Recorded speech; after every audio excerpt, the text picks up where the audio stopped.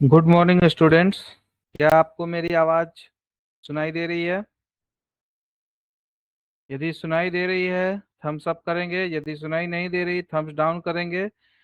जिन लोगों को सुनाई नहीं दे रही वो लोग मैसेज बॉक्स में लिखेंगे कि आवाज़ नहीं आ पा रही है।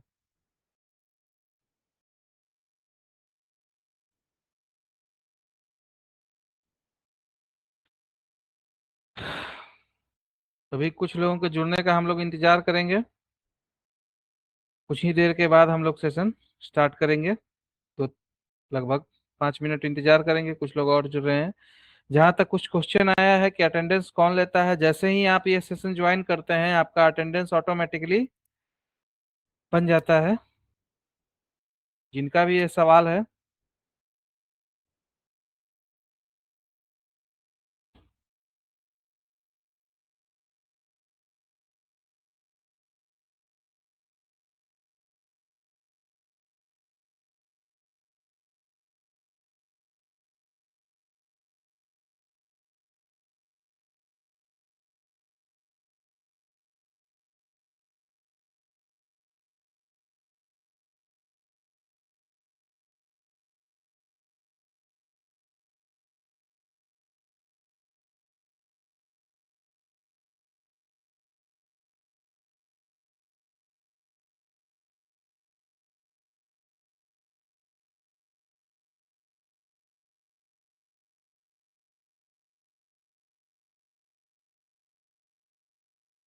जी हाँ, कुछ लोग पूछ रहे हैं कि अगर रिकॉर्डेड वीडियो देखते हैं तब भी बनता होगा। जी बिल्कुल बनता है अटेंडेंस। आप रिकॉर्डेड वीडियो भी देखते हैं अपने लॉगिन में जाके तब भी आपका अटेंडेंस बनता है। और लाइव सेशन देखते हैं तब भी आपका अटेंडेंस बनता है। इसमें कोई दिक्कत नहीं है। और कुछ लोग पूछ रहे हैं कि ग्राफिक्स एंड डिजाइनिंग है तो इसका कब क्लास शुरू होगा। तो जैसे जैसे आप हम लोग आगे बढ़ेंगे, डिजाइनिंग का जब पार्ट आएगा तो उसमें ग्राफिक्स और डिजाइनिंग भी उसमें आपको बताया जाएगा। कुछ लोग पूछ रहे हैं कि आप जावास्क्रिप्ट सिखाओगे कि only H T M L C S S. आपको कंप्लीट सिखाया जाएगा। H T M L C S S JavaScript जैसे जैसे आगे बढ़ेंगे आपको सब कुछ सारा चीजें सिखाई जाएगी। कैसे ये काम होता है, कैसे डिजाइनिंग होता है, कैसे वेबसाइट चलती है, क्या उसमें किया जा सकता है, क्या क्या सीखना होता है, सब कुछ आपको बताया जाएगा। क्लास रिकॉर्डिंग का जहां तक सवाल है, क्लास रिकॉर्डिंग आप जैसे ही ये लाइव क्लास एंड होता है, एंड ऑफ द डे आपके लॉगिन में वो क्लास रिकॉर्डिंग आपको दिखने लगते हैं। जैसे कि ये क्लास आज डे 3 का चल रहा है तो आपके रिकॉर्डिंग में डे 1 का आ चुका होगा क्लास, डे 2 का कुछ देर में अगर आ गया होगा, या अगर नहीं आया होगा तो कुछ देर में आपको डे 2 का भी रिकॉर्डिंग दिखने लगेगा।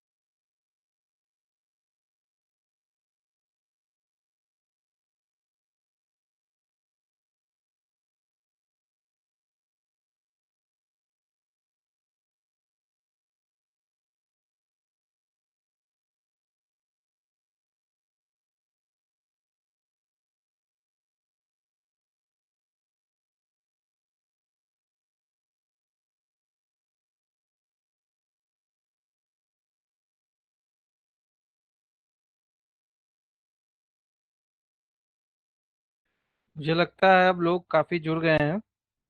हम लोग क्लासेस स्टार्ट करते हैं। जैसा कि आप लोगों को पिछले क्लास में बताया गया था कि नेटवर्क क्या है, कैसे काम करता है। आपका डिवाइस जो है, मतलब आपका लैपटॉप हो गया या मोबाइल हो गया या कोई भी ऐसा डिवाइस हो गया जिससे कि आप इंटरनेट से कनेक्ट होते हैं, ये कैसे काम करता है। मैं आपको स्क्रीन शेयर करके भी एक बार रिवाइज करा देता हूँ कि क्या क्या दिखाया गया था।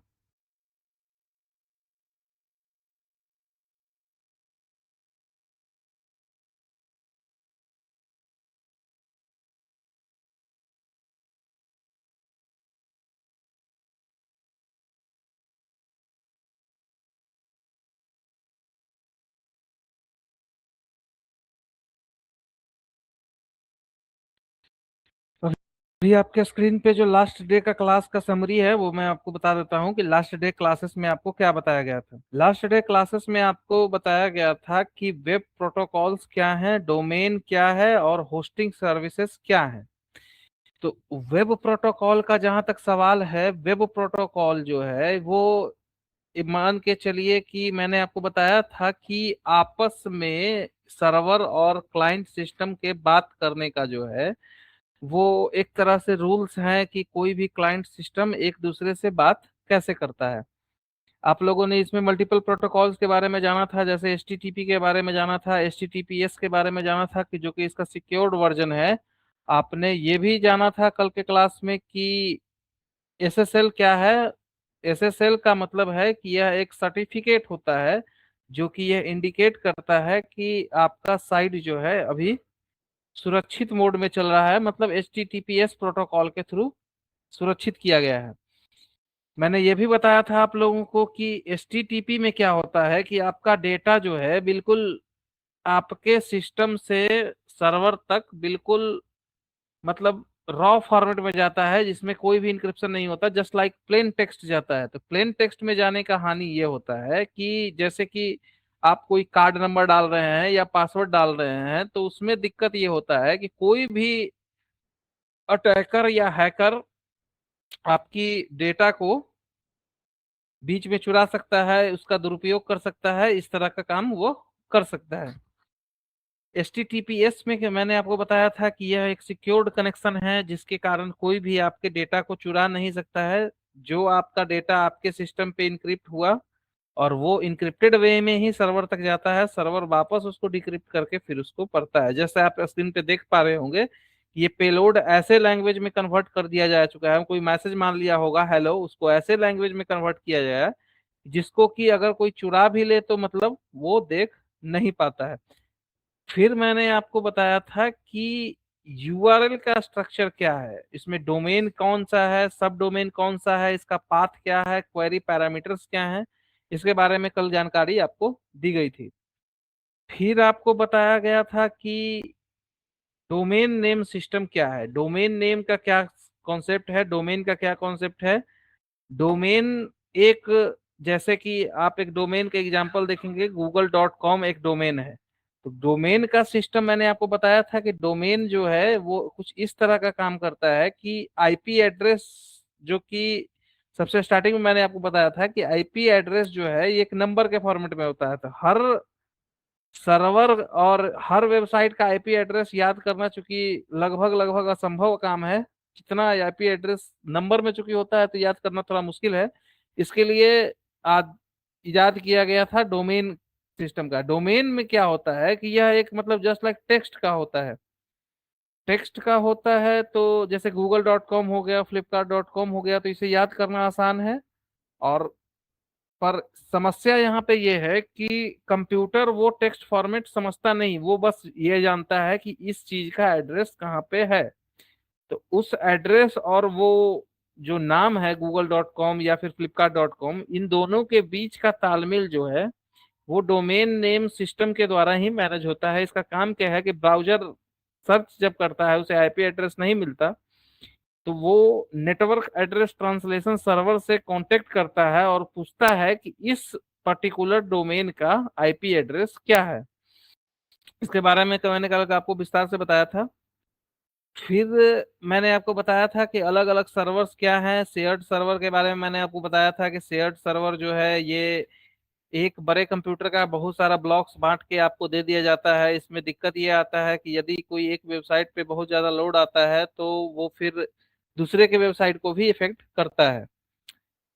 फिर मैंने आपको बताया था कि वर्चुअल प्राइवेट सर्वर हो कि मतलब ये आपका सेपरेट आपका ही सर्वर है, इसमें दूसरे का कोई चीज इफेक्ट नहीं कर सकता। फिर एक मैंने आपको बताया था कि क्लाउड इंफ्रास्ट्रक्चर है। क्लाउड इंफ्रास्ट्रक्चर में खासियत यह है कि कोई एक सर्वर अगर डाउन होता है या फिर कुछ उसमें इशू आता है तो जस्ट उसके पैरेलल एक नया सर्वर क्रिएट हो जाता है, इसलिए लगभग जीरो टाउन टाइम आता है इसमें। और कल मैंने आपको स्टेटस कोड के बारे में बताया था कि स्टेटस कोड अलग अलग क्या होते हैं और इसको कैसे चेक करते हैं। क्या आप लोगों को इतना क्लियर है? कल जो मैंने आपको बताया था आप लोगों ने प्रैक्टिस किया था इसका? यदि किया था थम्स अप करेंगे, यदि नहीं किया था थम्स डाउन करेंगे। यदि कोई दिक्कत आई कल प्रैक्टिस करने में तो कोई क्वेश्चन है आपका, क्वेश्चन पूछेंगे।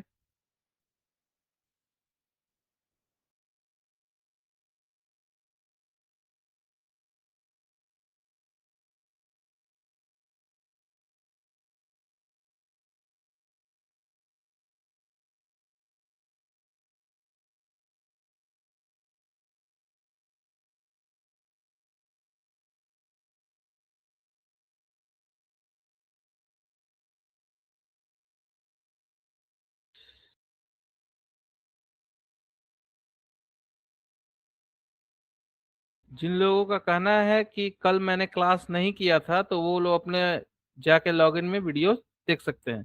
चलिए आज का क्लास स्टार्ट करते हैं। आज आप लोग सीखेंगे कि किसी भी वेबसाइट को बनाते कैसे हैं। कोई भी वेबसाइट जो कि आप लोग देखते हैं, मैंने बताया था आप लोग को कि वो HTML फॉर्मेट का यूज करता है। HTML का फुल फॉर्म होता है हाइपर टेक्स्ट मार्कअप लैंग्वेज। जैसा कि मैंने आपको कल दिखाया था, मैं आपको दिखा भी फिर से देता हूँ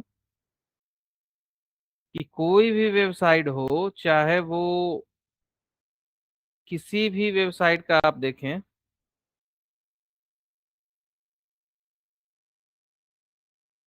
किसी भी वेबसाइट का आप देखें, चाहे वो कोई भी वेबसाइट हो, जैसे मैंने आपको कल एक एग्जांपल दिखाया था wikipedia.com का। तो आप इसमें देखेंगे तो मैंने आपको सिखाया था कि कैसे इसको देखते हैं। तो स्टार्ट क्लिक करके इंस्पेक्ट करेंगे और देखेंगे तो इसमें प्लेन रॉ HTML का ही यूज होता है। आप तो जो रिक्वेस्ट सर्वर को भेजते हैं वो भी HTML के फॉर्मेट में ही भेजते हैं, और वहां से जो रिस्पॉन्स आता है वो भी HTML के ही फॉर्मेट में आता है। तो आप लोग आज सीखेंगे कि यह HTML आखिर है क्या।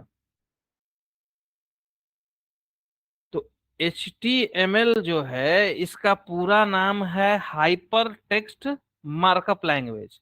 हाइपर टेक्स्ट मार्कअप लैंग्वेज कहने का मतलब है कि यह कोई प्रोग्रामिंग लैंग्वेज नहीं है जिसको कि सीखने में बहुत ज्यादा कठिनाई आए। इसका मेन काम यह है कि स्क्रीन पे कोई भी चीज, चाहे वो बटन हो, चाहे वो कोई इमेज हो, या चाहे कोई वीडियो हो, कहाँ पे दिखाई देगी, यही इसका मेन उद्देश्य है, यही ये करता है। इसका इस्तेमाल जो है आप किसी वेबसाइट के स्ट्रक्चर को बनाने में करते हैं कि कौन सी चीज कैसी दिखेगी, कहाँ पे दिखेगी, और उसका लेआउट क्या होगा, इमेज दिखेगा या बटन दिखेगा या फिर टेक्स्ट दिखेगा, हेडिंग्स दिखेंगे या पैराग्राफ दिखेगा। इस तरह का चीजें के लिए हाइपर टेक्स्ट मार्कअप लैंग्वेज का यूज किया जाता है।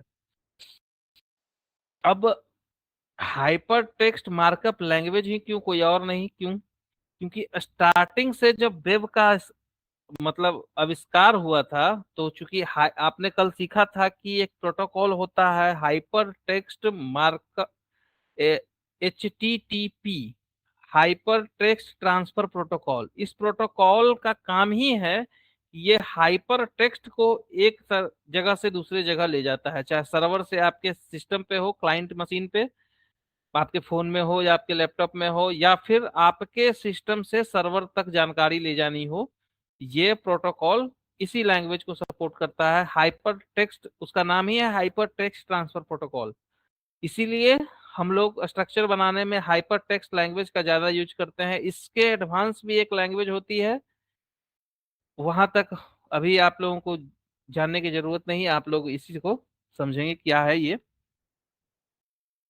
अब आप सबसे पहले समझेंगे, कुछ लोग पूछ रहे थे कि HTML ही बताया जाएगा कि CSS भी बताया जाएगा या जावास्क्रिप्ट भी बताया जाएगा। तो तीनों चीज बताई जाएगी, क्योंकि तीनों चीज आपस में एक दूसरे से कनेक्टेड है।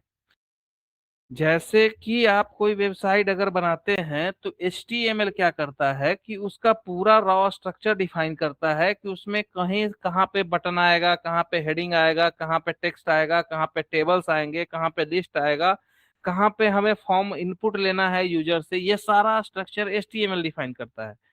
CSS क्या डिफाइन करता है कि CSS उसका कलर डिफाइन करता है कि वो दिखेगा कैसा, उसका कलर क्या होगा, उसका डिजाइन कैसा होगा, मतलब ये सब डिफाइन करता है CSS।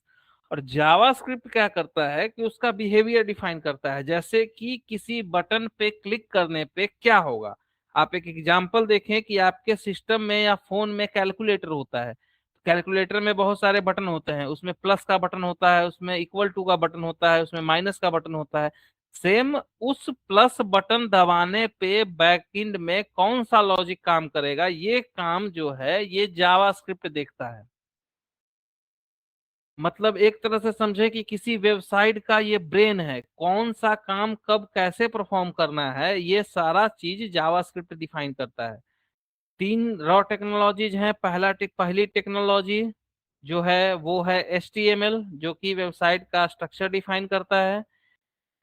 CSS जिसको कि कहते हैं कास्केडिंग स्टाइल शीट, जैसा कि इसके नाम में है कि इसका काम स्टाइलिंग देखना है, क्या वेबसाइट का कलर कैसा होगा, आपस में एलिमेंट्स के बीच में स्पेसिंग कैसी होगी, वो कैसे अलाइन होंगे, कौन से फॉन्ट्स का यूज होगा, कौन सा कलर्स, मतलब सारा चीज ये CSS दिखाई देगा। जावास्क्रिप्ट क्या है कि ये उस वेबसाइट का या वेब पेज का एक तरह से समझे कि ब्रेन है। कौन से बटन क्लिक पे क्या ऑपरेशन परफॉर्म होगा, किसी बटन के क्लिक पे फॉर्म सबमिट होगा, या किसी बटन के क्लिक पे आपको कोई पॉपअप शो होगा कि ये पॉपअप क्या आप सबमिट करना चाहते हैं, इस तरह का कोई पॉपअप शो होगा, या फिर क्या बिहेवियर परफॉर्म होगा, ये सारा चीज जावास्क्रिप्ट डिफाइन करता है। अब HTML का जो कॉन्सेप्ट है, HTML जो है टैग्स के सिस्टम पे काम करता है। टैग्स का सिस्टम कहने का मतलब है कि कोई भी स्ट्रक्चर या कोई भी काम करने के लिए इसमें बहुत सारे अलग अलग टैग्स उपलब्ध होते हैं। जैसे कि आपको मान लिया कोई बटन बनाना है तो बटन टैग होगा, आपको कोई पैराग्राफ लिखना है तो पैराग्राफ टैग होगा, आपको कोई हेडिंग लिखना है तो हेडिंग टैग होगा, आपको कोई मान लिया कि लिंक बनाना है एक वेबसाइट से दूसरे वेबसाइट कनेक्ट करने के लिए तो उसके लिए एंकर टैग होगा। अलग अलग टैग्स के सिस्टम पे ये काम करता है। अब आप लोग देखेंगे कि HTML चलाने के लिए सबसे पहले हम लोग इसको स्टार्ट कैसे करते हैं। तो आप लोगों जितने भी लोग जुड़े हुए हैं, कितने लोगों के पास लैपटॉप है? जितने लोगों के पास है थम्स अप करेंगे।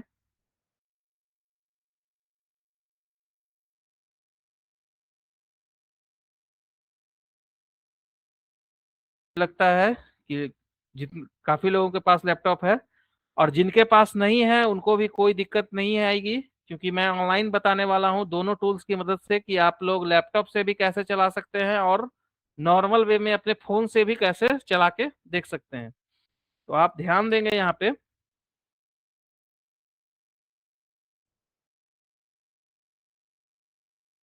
ध्यान देंगे यहाँ पे ब्राउजर विंडो पे।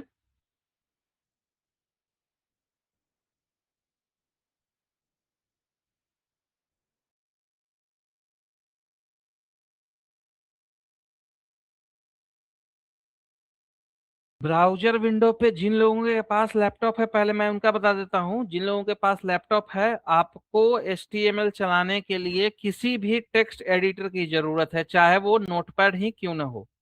आपके पास अगर नोटपैड भी है तो आप इसमें भी HTML कोड लिख के आप इसको चला सकते हैं। तो नोटपैड में दिक्कत ये आती है कि आपको सिंटेक्स हाइलाइटिंग या फिर बाकी सारे फीचर्स नहीं दिखते हैं। तो इसके लिए सबसे अच्छा सोल्यूशन क्या है कि आप एक कोड एडिटर डाउनलोड करें, कोई भी कोड एडिटर। जैसे मैं कुछ एग्जांपल्स आपको स्क्रीन पे दिखा दे रहा हूं। एक कोड एडिटर है विजुअल स्टूडियो कोड। आप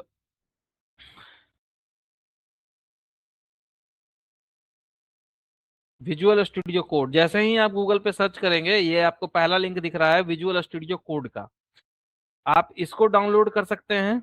डाउनलोड फॉर विंडोज का ऑप्शन है, इस पर क्लिक करेंगे वो डाउनलोड हो जाएगा। आप अपने जैसे गेम या कोई और सॉफ्टवेयर अपने सिस्टम में इंस्टॉल करते हैं, सेम एज इसको भी इंस्टॉल आप कर सकते हैं। दूसरा कोई और एडिटर आपको चाहिए तो आप ब्रैकेट डाउनलोड कर सकते हैं या फिर सबलाइम टेक्स्ट डाउनलोड कर सकते हैं। Bracket editor, bracket editor download कर सकते हैं, सबलाइम टेक्स्ट डाउनलोड कर सकते हैं। इस तरह के कोई भी एक टेक्स्ट एडिटर या कोड एडिटर की आपकी एक जरूरत होगी, जो कि आपके HTML कोड को रन करेगा।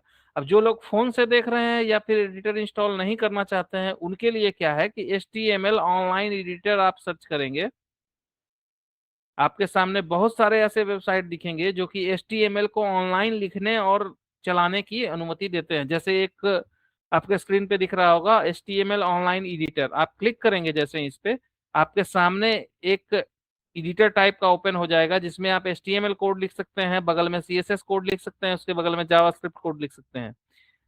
यहाँ पे रन का भी ऑप्शन दिया गया है। जैसे मैं रन अभी करता हूं, तो जैसे ही रन करूंगा यहाँ पे हेलो वर्ल्ड स्क्रीन पे आपके प्रिंट होगा। विजुअल स्टूडियो कोड में क्या है कि आप अपने लोकल मशीन पे इसको टेस्ट कर सकते हैं। आपको अगर इंटरनेट नहीं भी आपके पास है तब भी आप चला के टेस्ट कर सकते हैं। जो काम आप विजुअल स्टूडियो कोड में करेंगे, सेम टू सेम काम आप यहाँ पे भी कर सकते हैं। आपको लाइव बगल में ही सारा दिखेगा, इसका रन करने के बाद कैसा वो दिखता है। और जिन लोगों के पास लैपटॉप है वो विजुअल स्टूडियो कोड डाउनलोड कर सकते हैं। विजुअल स्टूडियो कोड डाउनलोड करने के बाद आपको क्या करना पड़ेगा कि आप ओपन करेंगे अपने सिस्टम में जहां पे विजुअल स्टूडियो कोड डाउनलोड हुआ है, आप सर्च करेंगे विजुअल स्टूडियो कोड, या फिर आप क्या करेंगे कि एक फोल्डर डेस्कटॉप पे या कहीं पे बनाएंगे। जैसे ही आप विजुअल स्टूडियो कोड डाउनलोड करेंगे, आप एक फोल्डर डेस्कटॉप पे बनाएंगे, कोई भी एक फोल्डर बना लेंगे, HTML ही बना लेंगे। मान लिया हम HTML सीख रहे हैं तो एक HTML का फोल्डर मैंने बना लिया। ओपन करेंगे उस फोल्डर को, राइट क्लिक करेंगे और यहाँ पे ऑप्शन आएगा open with code. Open with code ये ऑप्शन आपको देगा। जैसे ही इस पे क्लिक करेंगे, आपका विजुअल स्टूडियो कोड आपके सेम फोल्डर में ओपन हो जाएगा। जैसे यहाँ पे देख पा रहे हैं कि सेम, आप यहाँ पे एक पॉपअप आएगा कि क्या आप ये फोल्डर को ट्रस्ट करते हैं, आप यस करेंगे, वो पॉपअप हट जाएगा। आपको सामने दिख रहा होगा HTML का पूरा, यहाँ पे HTML फोल्डर खुला हुआ है, बाकी सारे ऑप्शंस हैं, और ये आपका कोड एडिटर ओपन हो गया। मान लिया किसी कारणवश आपका वो ऑप्शन नहीं दे रहा है राइट क्लिक करने के बाद ओपन विथ कोड, तो आप क्या करेंगे कि सिंपली जाएंगे अपने विंडोज मशीन में, सर्च करेंगे विजुअल स्टूडियो कोड, इंटर करेंगे, विजुअल स्टूडियो कोड आपके सामने ओपन हो जाएगा। जैसा कि आप यहाँ पे देख पा रहे हैं कि एक फोल्डर पहले से खुला हुआ है। यदि ये फोल्डर नहीं खुला हुआ होता, आप फाइल में जाते, यहाँ पे ओपन करते, न्यू ओपन फोल्डर, यहाँ पे देख पा रहे होंगे स्क्रीन पे ओपन ऑप्शन है, ओपन फोल्डर। जैसे ही आप इस पे क्लिक करेंगे, आपके सामने एक फोल्डर चुनने का ऑप्शन देगा। जैसे कि डेस्कटॉप से मैं HTML चुन रहा हूं, सिलेक्ट करूंगा, HTML फोल्डर वापस से मेरे इसी एडिटर में ओपन हो जाएगा। इसका बेनिफिट ये है कि आपको फाइल क्रिएट करने के लिए अपने फाइल एक्सप्लोरर में जाने की नीड नहीं है। आप डायरेक्टली यहां से फाइल क्रिएट भी कर सकते हैं, डिलीट भी कर सकते हैं, और यहीं पे आप उसको में कोड लिख सकते हैं HTML का, और यहीं पे सारा ऑप्शन आपको दिखेगा। अब HTML लैंग्वेज चलाने के लिए दो ऑप्शन है। पहला ऑप्शन ये है कि आप पहले आप समझेंगे कि HTML फाइल हम बनाएंगे कैसे। तो उसके लिए यहाँ पे देख रहे होंगे स्क्रीन पे आपको दिख रहा होगा कि चार ऑप्शन है। पहला ऑप्शन है न्यू फाइल का, दूसरा ऑप्शन है न्यू फोल्डर का, तीसरा ऑप्शन है रिफ्रेश का, और चौथा ऑप्शन है मिनिमाइज करने का। मतलब मिनिमाइज करने का अंदर कि अगर बहुत सारे फोल्डर ओपन है तो सबको वो फोल्डर क्लोज कर देगा, इस तरह का कोई ऑप्शन है। मतलब बहुत सारे अगर फोल्डर खुले हुए हैं तो आप पहला ऑप्शन पे क्लिक करेंगे। फाइल का नाम आपसे पूछेगा, आप सिंपल एक फाइल का नाम रख देंगे, index.html, या फिर कुछ भी आप अपना नाम भी रख सकते हैं, abc.html, bc.html, आपकी इच्छा है। उसको जैसे ही आप ये फाइल क्रिएट करेंगे, HTML का एक सिंटेक्स होता है जो कि इस तरह का कुछ होता है, मैं आपको दिखाता हूँ। सबसे पहले आप लिखेंगे सबसे पहले आप ये समझेंगे कि एक होता है ब्रैकेट, ये होता है लेस देन का साइन, ये होता है ग्रेटर देन का sign. Less than greater than के बीच में जो भी कुछ लिखा गया है इसी को कहते हैं टैग, इसी को कहते हैं टैग। ये जो टैग दिख रहा है आपको स्क्रीन पे, को स्क्रीन पे दिख रहा होगा, जो ये जो सिंबल है ये लेस देन का सिंबल है, ये जो सिंबल है ये ग्रेटर देन का सिंबल है, बीच में जो भी कुछ लिखा गया है इसी को कहते हैं टैग। बहुत सारे अलग अलग टैग होते हैं, HTML टैग होता है, हेड टैग होता है, बॉडी टैग होता है, हेडिंग के लिए होता है, बटन के लिए होता है, लिंक्स के लिए होता है, इसी को कहते हैं टैग। टैग कहने का मतलब है कि ये आपके ब्राउजर को ये बताता है कि हमें पर्टिकुलर ये काम करना है, या ये चीज आपके स्क्रीन पे यहाँ पे रेंडर करनी है। आपके स्क्रीन पे जो देख रहे होंगे इसको कहते हैं ओपनिंग टैग, ओपनिंग टैग। और जैसे ही आप इसमें लेस देन के बाद स्लैश दे देते हैं तो ये इस टैग का क्लोजिंग हो जाता है, मतलब ये टैग अब क्लोज हो जाता है। इस टैग का उपस्थिति लाइन नंबर 1 से लेके लाइन नंबर 2 तक है। इसके बीच में जो भी कुछ लिखा हुआ है वो इस टैग के अंदर लिखा हुआ है, चाहे आप इसका नाम लिखें किसी चीज का या कुछ भी वैल्यू लिखें, वो इस टैग के अंदर लिखी गई है। आप यहाँ पे देखते भी होंगे कि जैसे ही ब्राउजर को आप इंस्पेक्ट करते होंगे, एक टैग के अंदर दूसरे टैग के अंदर तीसरे tag, just like tree like structure बनता है। तो HTML जो है, आप अगर ट्री लाइक स्ट्रक्चर से समझें, अगर किसी पेड़ के आप बिहेवियर से समझे तो समझे कि HTML उस पेड़ का जड़ है जिसके ऊपर सारा ब्रांचेस और सारा मतलब पत्ते, डालियां, सारे कुछ उस ब्रांच से, उस मेन रूट से ही कनेक्टेड है। मान के चलें कि अगर आप किसी अपार्टमेंट या मकान को देख रहे हैं तो जो उसका नींव होता है वही ये HTML टैग है। अगर हमें HTML चलाना है ब्राउजर पे तो हमें HTML टैग से स्टार्ट करना होगा, उसके बीच में जो कोड लिखा जाएगा वही ब्राउजर रेंडर करेगा। अब HTML के बारे में कुछ चीजें आप लोग जान लें कि HTML जो होता है ये बहुत ज्यादा कॉम्प्लेक्स लैंग्वेज नहीं है। कुछ चीजें आपको ध्यान में सिर्फ रखनी ये है कि HTML, पहला तो कि ये ऐसा नहीं है कि आप इसमें HTML जो टैग लिखा हुआ है ये कैपिटल लेटर स्मॉल लेटर में ही लिखेंगे। इसको स्मॉल लेटर कैपिटल लेटर में भी लिखा जा सकता है, ये भी ब्राउजर पे रन करेगा। पर एज पर बेस्ट प्रैक्टिस या बेस्ट स्टैंडर्ड हम लोग जनरली इसको स्मॉल लेटर में ही लिखते हैं। ये एक मान के चलिए कि बेस्ट स्टैंडर्ड है, जिसके कारण अदर डेवलपर्स को भी आपके कोड को समझने में परेशानी नहीं होती है। एक समझिए कि एक तरह से प्रोटोकॉल, जैसे आपने समझा था कल, एक तरह से प्रोटोकॉल है कि हम लोग उसको स्मॉल लेटर में ही लिखते हैं। ये मैंडेटरी नहीं है कि हम स्मॉल लेटर में ही लिखेंगे तो रन करेगा, आप कैपिटल लेटर में भी लिखेंगे तो ये रन करेगा। अब सिंपली हम लोग एक वेबसाइट अभी क्रिएट कर देते हैं। सबसे पहले मैंने आपको बताया कि HTML टैग लिखेंगे, उसके बाद आप इसमें लिखेंगे हेड। हेड का मतलब है कि हेड एक टैग है, आप देख पा रहे होंगे हेड मैंने ओपन किया, हेड मैंने क्लोज किया। हेड एक टैग है जिसका काम क्या है, ब्राउजर को एडिशनल इंफॉर्मेशन इस वेबसाइट के बारे में देना। इस वेबसाइट का टाइटल क्या है, ये कौन सी भाषा में लिखा गया है, या फिर और भी कुछ एडिशनल इंफॉर्मेशन जो कि ब्राउजर को नीड है, वो वो सारा चीज हेड टैग में, मतलब कौन से स्टाइल यूज कर रहा है, कौन सा मतलब डिजाइन फाइल इसको यूज करना है, ये सारा इंफॉर्मेशन ब्राउजर को हेड टैग के माध्यम से भेजा जाता है। जैसे कि हेड टैग में मैंने एक इंफॉर्मेशन ब्राउजर को भेजा, टाइटल। टाइटल में मैंने भेजा my first website.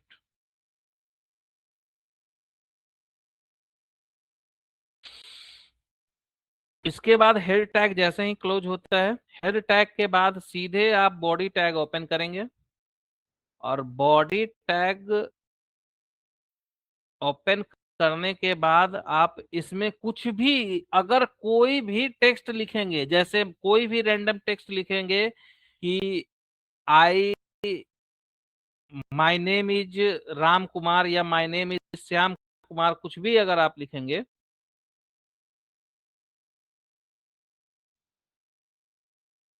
My name is Ram Kumar, तो ये सेम टू सेम ऐसे ही डायरेक्टली आपके ब्राउजर में दिखा दिया जाएगा। बॉडी टैग के अंदर जो भी कुछ टेक्स्ट लिखा हुआ है, ये सेम टू सेम ब्राउजर में डायरेक्टली दिखा दिया जाएगा।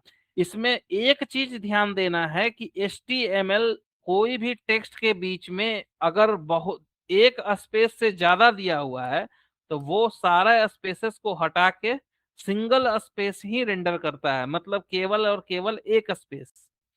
तो आपको यहाँ पे थोड़ा सा कंफ्यूजन हो सकता है कि मैंने बहुत सारा स्पेस दिया था तो ये दिखा क्यों नहीं रहा ब्राउजर। तो क्या करता है कि ब्राउजर बाकी जितने एक्स्ट्रा स्पेस हैं, एक स्पेस के अलावा, उस सारे को हटा देता है।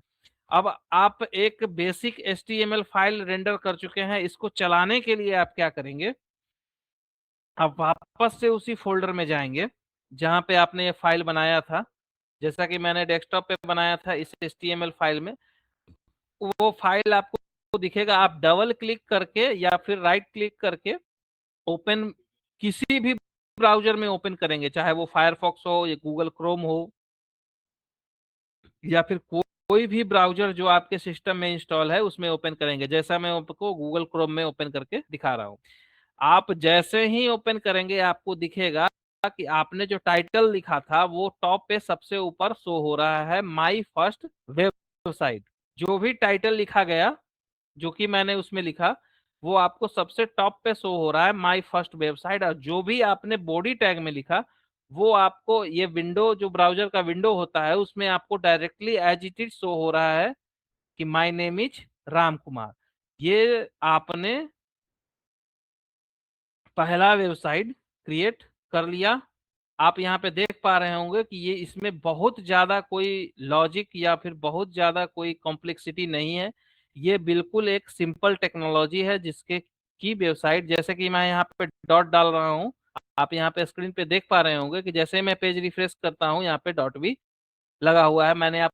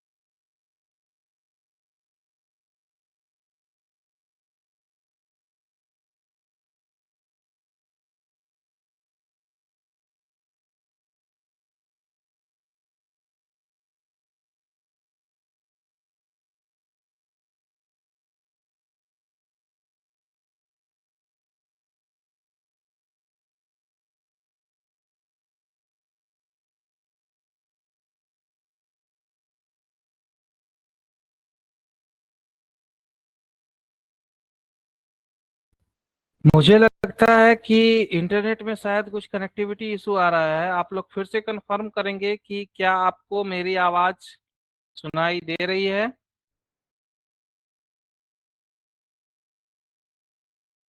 सभी लोगों को मेरी आवाज सुनाई दे रही है? जिन लोगों को भी सुनाई दे रही है थम्स अप करेंगे।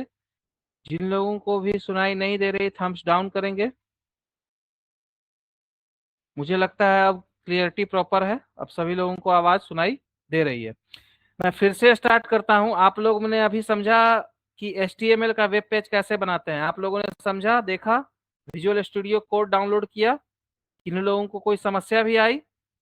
जिन लोगों को समस्या आई है वो लोग मैसेज बॉक्स में लिखेंगे।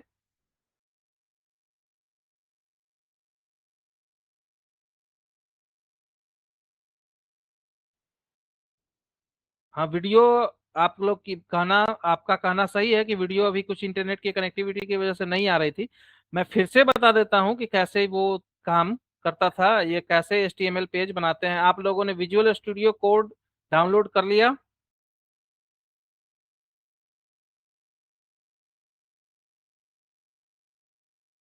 हाँ, मैं फिर से बता देता हूँ कि क्या कैसे था।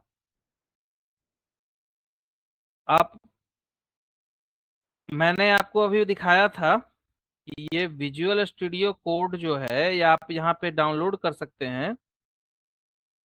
आप जाएंगे अपने क्रोम ब्राउजर पे, सर्च करेंगे विजुअल स्टूडियो कोड।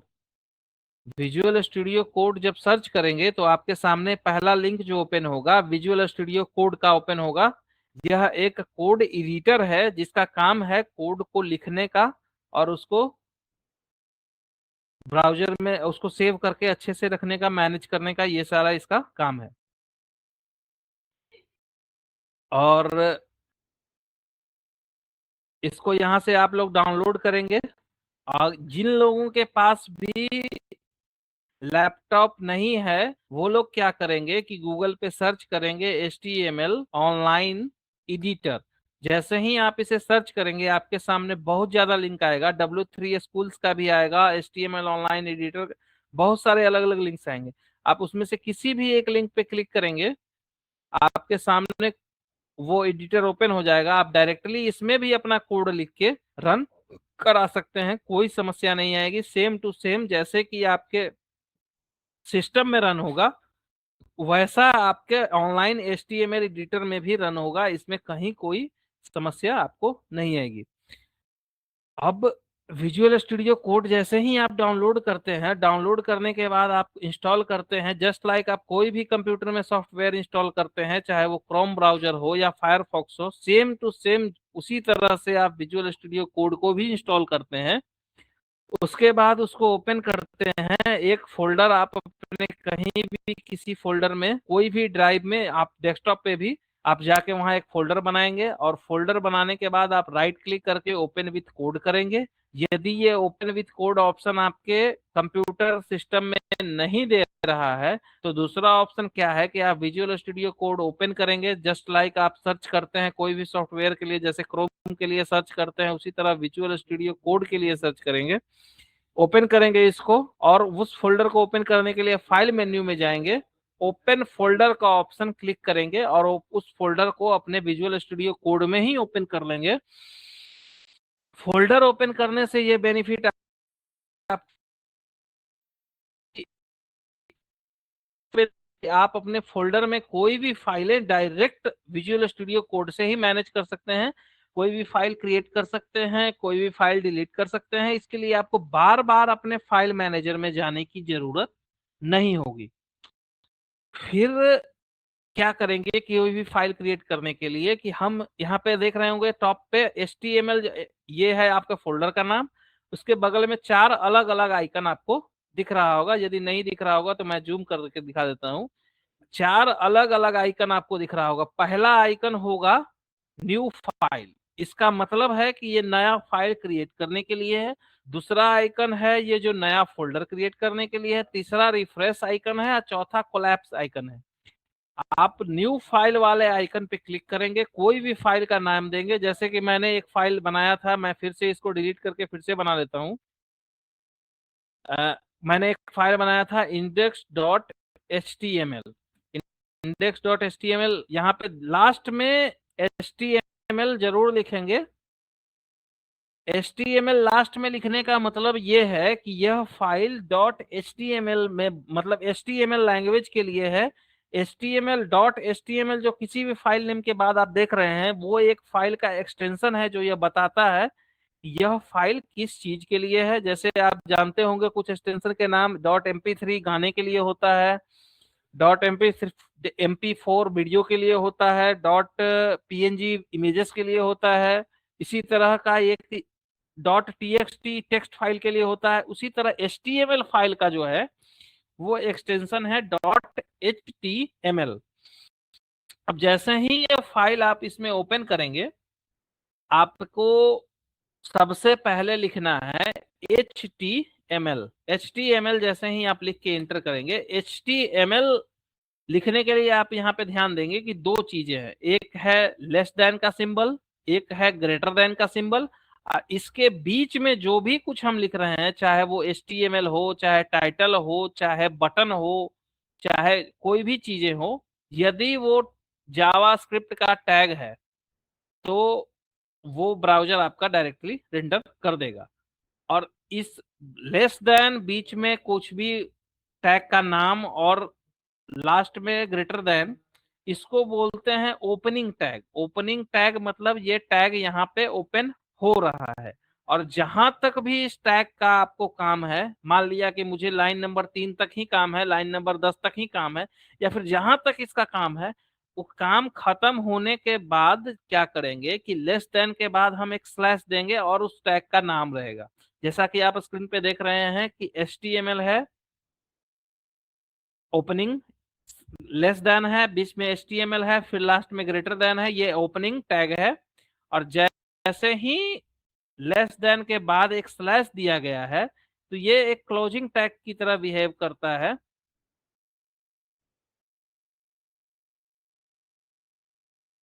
टैग मतलब ये टैग अब यहाँ पे क्लोज हो चुका है। यहाँ पे एक चीज आपको ध्यान देना है कि इस जो भी कंटेंट लिखा जाएगा, कोई भी वेबसाइट का कोई भी कंटेंट जब लिखा जाएगा, चाहे वो किसी भी वेबसाइट का हो, तो HTML टैग जो होता है किसी भी वेबसाइट का समझे तो रूट एलिमेंट होता है। रूट एलिमेंट कहने का मतलब कि जैसे कि एक पेड़ का जड़ होता है, बिना जड़ के पेड़ सरवाइव नहीं कर सकता, उसी तरह बिना HTML आप का टैग ओपन किए हुए आप कोई भी वेब पेज नहीं बना सकते। ब्राउजर उसको समझ नहीं पाएगा कि क्या यह है। ब्राउजर को यह टैग डायरेक्टली बताता है कि यह एक HTML डॉक्यूमेंट है, इसको आप HTML की तरह अच्छे से पार्स करो। अब आप क्या करेंगे कि HTML टैग आपने ओपन किया, HTML टैग आपने क्लोज किया। हमेशा एक चीज हमेशा ध्यान रखेंगे, यह एक बेस्ट प्रैक्टिस के तौर पे कोई भी टैग का नाम हमेशा स्मॉल लेटर में ही लिखने का कोशिश करेंगे। यह एक बेस्ट प्रैक्टिस है और एक मतलब स्टैंडर्ड की तरह आप इसको समझे। HTML टैग हम ओपन करेंगे और एक चीज और ध्यान रखेंगे कि जो टैग जिस स्टैंडर्ड मतलब जिस लेवल पे ओपन हुआ है वो उसी लेवल पे क्लोज भी होगा। ऐसा नहीं है कि पहले HTML टैग ओपन हुआ था और क्लोज हो गया पहले, ये मतलब क्लोज पहले ही हो गया HTML, उसके बाद अदर टैग क्लोज हो रहे हैं, बॉडी बाद में क्लोज हो रहा है या फिर टाइटल बाद में क्लोज हो रहा है, HTML पहले ही क्लोज हो गया। तो जो टैग जिस लेवल पे जैसे जैसे ओपन हुआ है वो उसी तरह से वैसे वैसे ही क्लोज भी होगा। आप यहाँ पे देख पा रहे होंगे कि HTML टैग ओपन हुआ है। HTML टैग में क्लोजिंग का भी लिखा हुआ है, मैं यहाँ से हटा देता हूँ। HTML के अंदर दो टैग्स होते हैं जनरली।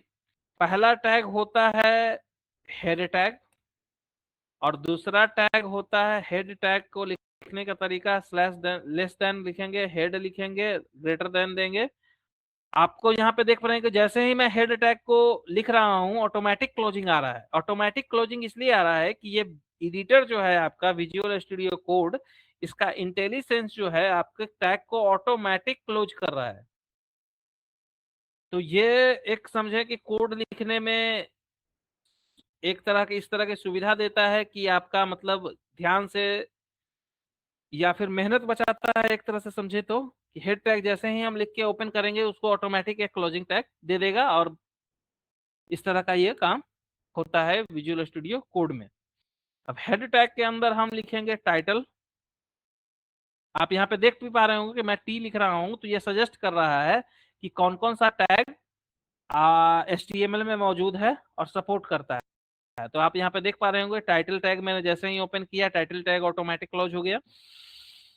अब यहाँ पे हम टाइटल लिखेंगे। हेड टैग का काम क्या है कि यह ब्राउजर को आपके वेबसाइट जो आप बना रहे हैं इसके बारे में जो भी एडिशनल इंफॉर्मेशन पास करनी है, ये सारा चीज हेड टैग के अंदर पास किया जाता है। कि यह जो हमारा वेबसाइट है यह कौन से स्टाइल्स को यूज करेगा, कौन से जावास्क्रिप्ट कोड को यूज करेगा, कौन सा टाइटल यूज करेगा, और भी जो एडिशनल इंफॉर्मेशन जो ब्राउजर को चाहिए वो सारा चीज हेड टैग से ही पास किया जाता है। हेड टैग में टाइटल में जैसे कुछ भी टाइटल आप देंगे, माय फर्स्ट वेबसाइट देंगे टाइटल,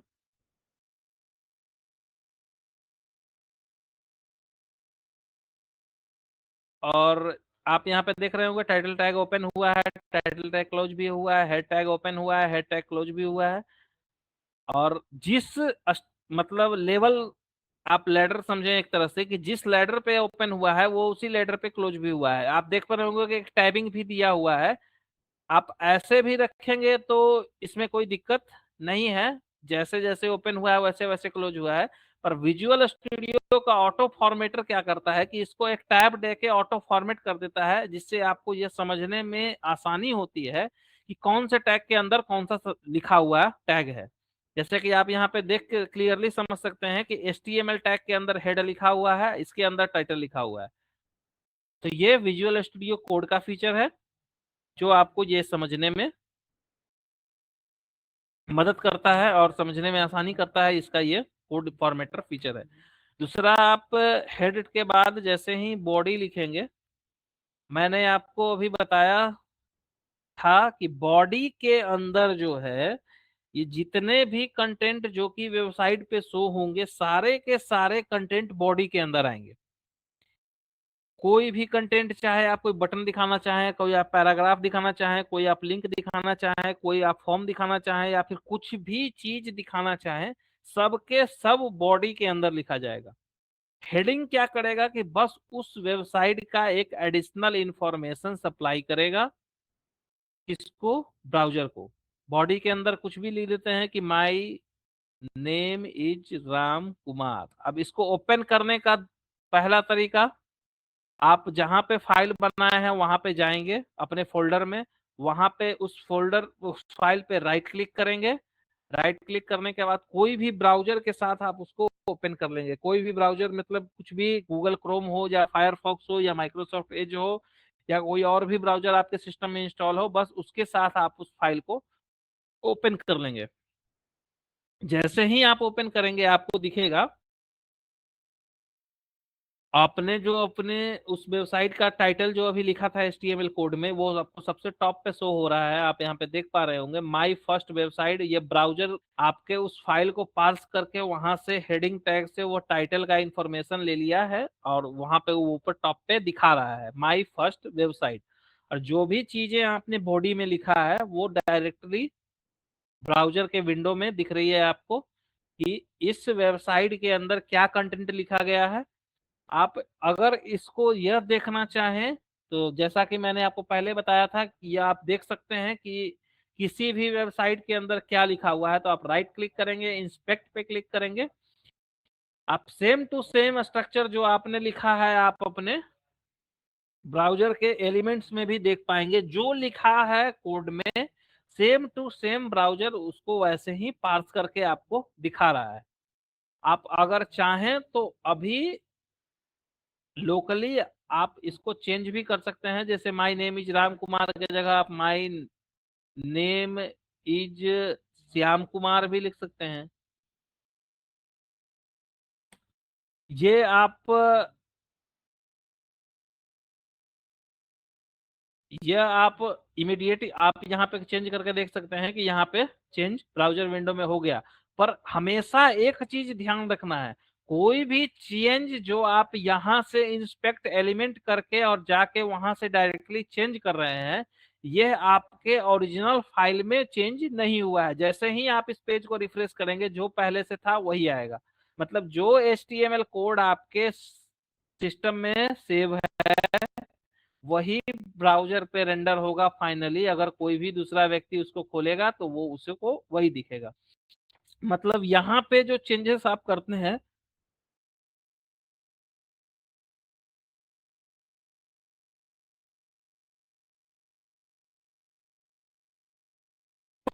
यहाँ पे जो चेंजेस आप करते हैं ये सारा चेंजेस टेम्पररी होता है। अब एक चीज थोड़ा सा सिर्फ ध्यान देना ये है कि HTML जो लैंग्वेज है उसके बहुत सारे अलग अलग वर्जन हैं। आप इसके लिए एक वेबसाइट पे चलेंगे जिसका नाम है W3 Schools। आप सर्च करेंगे गूगल पे W3 Schools HTML। जैसे ही आप सर्च करेंगे आपको सबसे पहला लिंक दिखेगा HTML ट्यूटोरियल। आप क्लिक करेंगे इस पे और HTML के आप बेसिक में जाएंगे। आपको यहाँ पे जो स्ट्रक्चर यहाँ पे मैंने आपको दिखाया सेम टू सेम स्ट्रक्चर आपको यहाँ पे दिख रहा है। सिर्फ एक स्ट्रक्चर यहाँ पे आपको नहीं दिख रहा है कि इसमें हेड टैग नहीं लिखा हुआ है। हेड टैग नहीं लिखा हुआ है तो इसका मतलब है कि ब्राउजर को ये कोई भी एक्स्ट्रा इंफॉर्मेशन सप्लाई नहीं कर रहा है। अब HTML में आप समझेंगे कि HTML के बहुत सारे अलग अलग वर्जन्स हैं। HTML के बहुत सारे वर्जन है, जैसा कि आप स्क्रीन पे अभी देख पा रहे होंगे कि HTML जब फर्स्ट टाइम बनाया गया था तो HTML 1989 में टिम्स बर्नर्स ली के द्वारा 1989 में वर्ल्ड वाइड वेब जो टेक्नोलॉजी पे या कोई भी वेबसाइट चलती है वो टिम्स बर्नर्स ली के द्वारा बनाया गया था।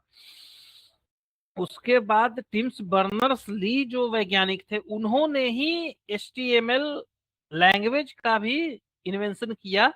वो था 1991 में। उस समय से आज तक HTML एक ऑर्गेनाइजेशन के द्वारा मैनेज की जाता है जिसको कहते हैं W3C। इसका नाम पूरा है वर्ल्ड वाइड वेब कॉन्स्ट्रॉम, या फिर जो मतलब वर्ल्ड वाइड वेब को मैनेज करती है संस्था, वही HTML का भी आप समझें कि एक तरह से स्टैंडर्ड तय करती है कि HTML कौन सी मतलब स्टैंडर्ड में लिखा जाएगा। ये इसलिए स्टैंडर्ड तय किया जाता है कि कोई भी लैपटॉप हो, चाहे वो लेनोवो का हो, चाहे वो HP का हो, चाहे आपका मोबाइल हो किसी भी कंपनी का, सारे के सारे लोग एक ही स्टैंडर्ड को फॉलो करें।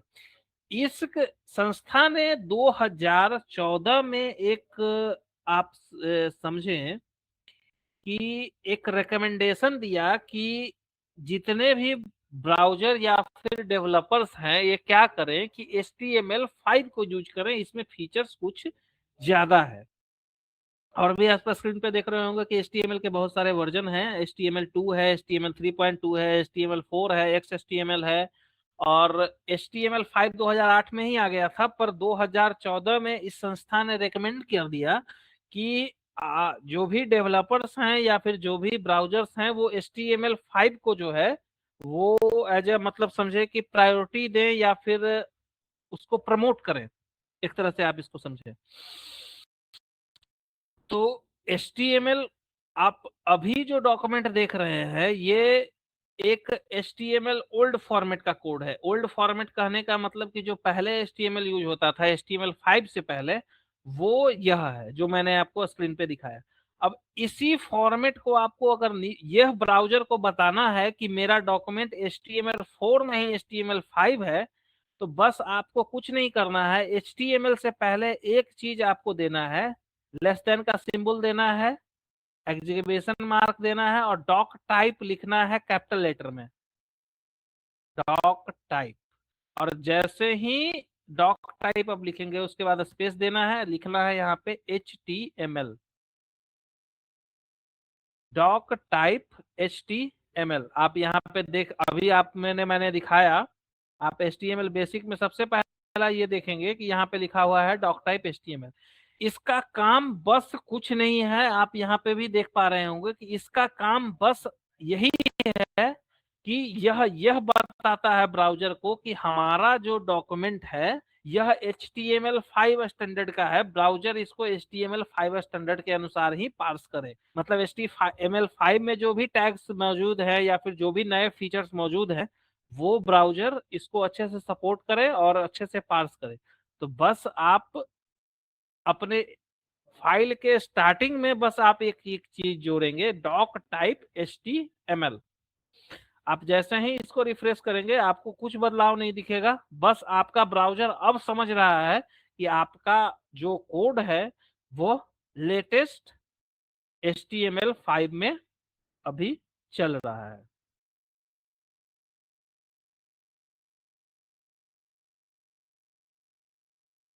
क्या मैंने जो अभी तक आप लोगों को बताया समझ में आप लोगों को आया? यदि समझ में आया थम्स अप करेंगे।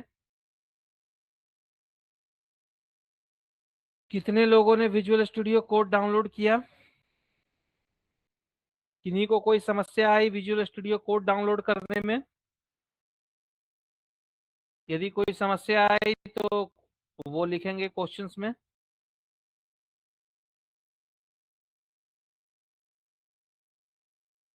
हाँ,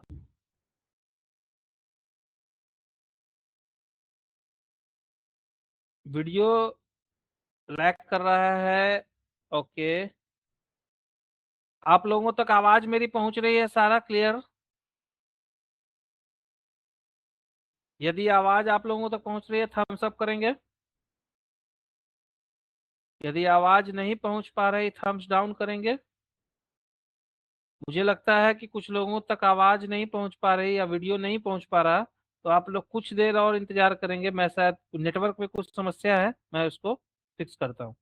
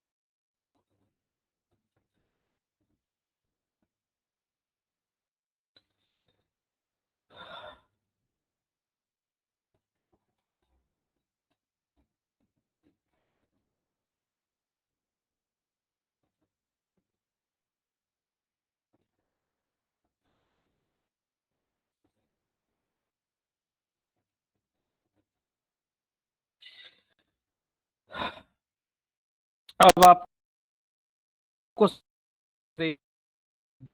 विजुअल आप लोगों तक आवाज और वीडियो सही से पहुंच रहा है थम्स अप करेंगे। यदि नहीं पहुंच पा रहा है तो थम्स डाउन करेंगे।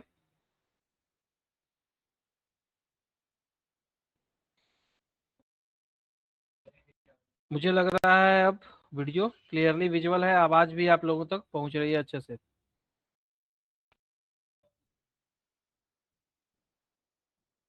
अभी भी नहीं पहुंच रही, कोई समस्या आ रही है? आवाज आप लोगों तक नहीं आ रही है? जिन लोगों तक नहीं आ रही है क्वेश्चन बॉक्स में लिखेंगे या चैट बॉक्स में लिखेंगे कि आवाज आप लोगों तक नहीं पहुंच पा रही है।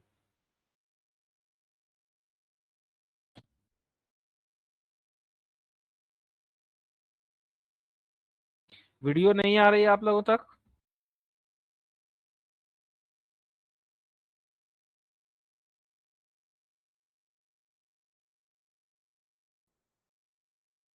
आवाज या वीडियो आप लोगों तक नहीं पहुंच पा रही है?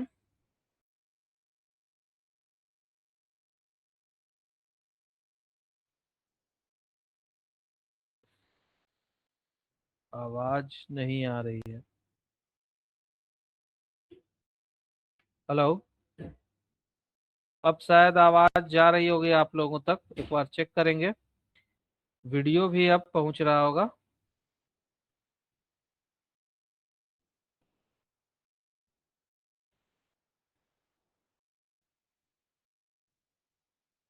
अब शायद आवाज जा रही होगी, वीडियो भी अब विजुअल होगा। एक बार आप लोग फिर से चेक करेंगे अपने अपने सिस्टम में या फोन में, एक बार फिर से देखेंगे वीडियो आ रहा होगा अब। यदि सब लोगों तक वीडियो पहुंच रहा है थम्स अप करेंगे, यदि सब लोगों तक वीडियो नहीं पहुंच पा रहा है थम्स डाउन करेंगे। मुझे लग रहा है अब वीडियो आप लोगों तक पहुंच रहा है। तो जैसा कि मैंने पूछा कि आप लोग जब HTML जैसा आपने सीखा, HTML जब इंस्टॉल किए, विजुअल स्टूडियो इंस्टॉल किए, तो क्या आप लोगों को कोई समस्या भी आई विजुअल स्टूडियो इंस्टॉल करने में?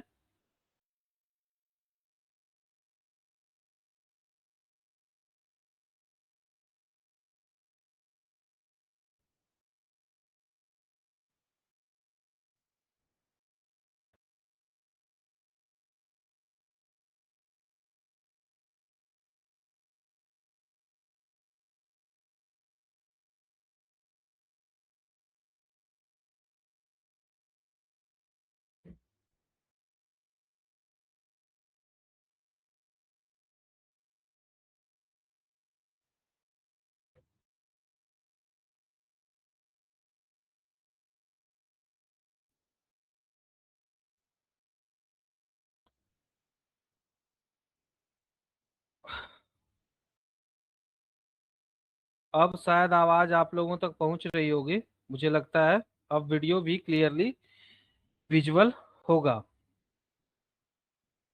आवाज आ रही है आप लोगों तक?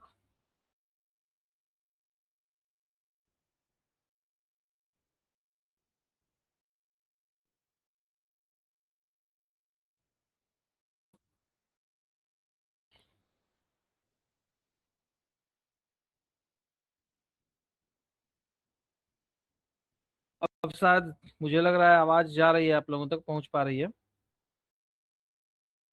मैं फिर से स्क्रीन शेयर करके बता देता हूं कि क्या हमने अभी तक सीखा।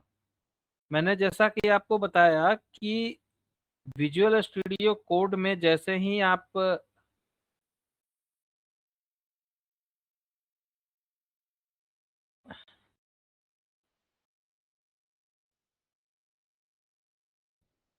विजुअल स्टूडियो कोड में जैसे ही आप इस कोड को लिखते हैं, तो मैंने आपको बताया कि जो सबसे पहला लाइन है doctype HTML, doctype HTML यह इंडिकेट करता है, डॉक टाइप HTML यह इंडिकेट करता है कि यह डॉक्यूमेंट जो है यह HTML5 का डॉक्यूमेंट है। HTML5 कहने का मतलब कि HTML का जो लेटेस्ट स्टैंडर्ड है यह उसका डॉक्यूमेंट है, यह टैग यही इंडिकेट करता है। उसके नीचे जो लाइन है जो लिखा हुआ है HTML, यह किसी भी वेबसाइट का रूट एलिमेंट है। रूट एलिमेंट कहने का मतलब है कि कोई भी वेबसाइट, जो भी वेबसाइट आप देखते हैं, चाहे वो flipkart.com का हो या wikipedia.com का हो या google.com का हो या कोई भी आप अपने जो कंप्यूटर में बना रहे हैं, सेम टू सेम सारे वेबसाइट एक ही स्टैंडर्ड को फॉलो करते हैं, जो कि है कि HTML जो टैग है वो हमेशा किसी भी पेज का रूट टैग होगा। रूट टैग कहने का मतलब कि कोई भी वेब पेज जब लिखा जाएगा तो सारा का सारा कंटेंट HTML टैग के अंदर ही लिखा जाएगा। HTML टैग स्टार्ट होगा फाइल के स्टार्टिंग में और लास्ट में फाइल के क्लोज हो जाएगा। उसके बाद HTML टैग के अंदर आप कुछ भी लिखें वो एज पर इज ब्राउजर में रेंडर कर दिया जाएगा। अब इसका भी स्टैंडर्ड है कि HTML टैग के अंदर दो टैग मेनली लिखे जाते हैं। पहला टैग है हेड टैग। हेड टैग का काम क्या है कि यह ब्राउजर को आपके एडिशनल इंफॉर्मेशन सप्लाई करता है। Additional information in the sense कि कुछ एक्स्ट्रा इंफॉर्मेशन आपके फाइल के बारे में सप्लाई करता है, आपके वेब पेज के बारे में सप्लाई करता है, जैसा कि इस वेब पेज का टाइटल क्या है या फिर ये वेब पेज किस बारे में लिखा हुआ है, और भी कुछ एक्स्ट्रा इन्फॉर्मेशन जो आपको सप्लाई करनी है, जैसे इस वेब पेज में कौन से स्टाइल फाइल्स का यूज है, इसका वेब पेज का स्टाइल क्या है, कौन से कलर या फॉन्ट ये यूज करेगा। इस तरह का इंफॉर्मेशन जो है वो आप हेड टैग में देते हैं। उसके बाद हेड टैग के बाद जो आपने मैंने अभी आपको जो दिखाया, ये इतना पार्ट जो है यह हेड टैग का पार्ट है। इसके बाद अगला टैग जो है वो है बॉडी टैग। बॉडी टैग का काम क्या है कि कुछ भी चीजें जो कि आपको ब्राउजर के विंडो में दिखानी है, चाहे वो कोई बटन हो, चाहे कोई पैराग्राफ हो, चाहे वो कोई भी चीज हो, वो सारा का सारा बॉडी टैग के अंदर आएगा। जैसा कि आप यहाँ पे देख पा रहे होंगे, सिंपल एक टेक्स्ट लिखा हुआ है, my name is Ram Kumar. जैसे ही इस फाइल को रन करेंगे आप अपने ब्राउजर के विंडो में, मैंने आपको बताया इसको कैसे रन करते हैं, जहां पे भी फाइल बनाया आपने फोल्डर, उस फोल्डर में जाएंगे, उस फाइल पे राइट क्लिक करेंगे। राइट क्लिक करने के बाद कोई भी ब्राउजर से उसे ओपन कर देंगे, चाहे वो फायरफॉक्स हो या गूगल क्रोम हो या फिर कोई भी ब्राउजर हो, आप उस ब्राउजर से उसे ओपन कर देंगे। जैसे मैं यहाँ पे इस फाइल को गूगल क्रोम में ओपन कर रहा हूँ।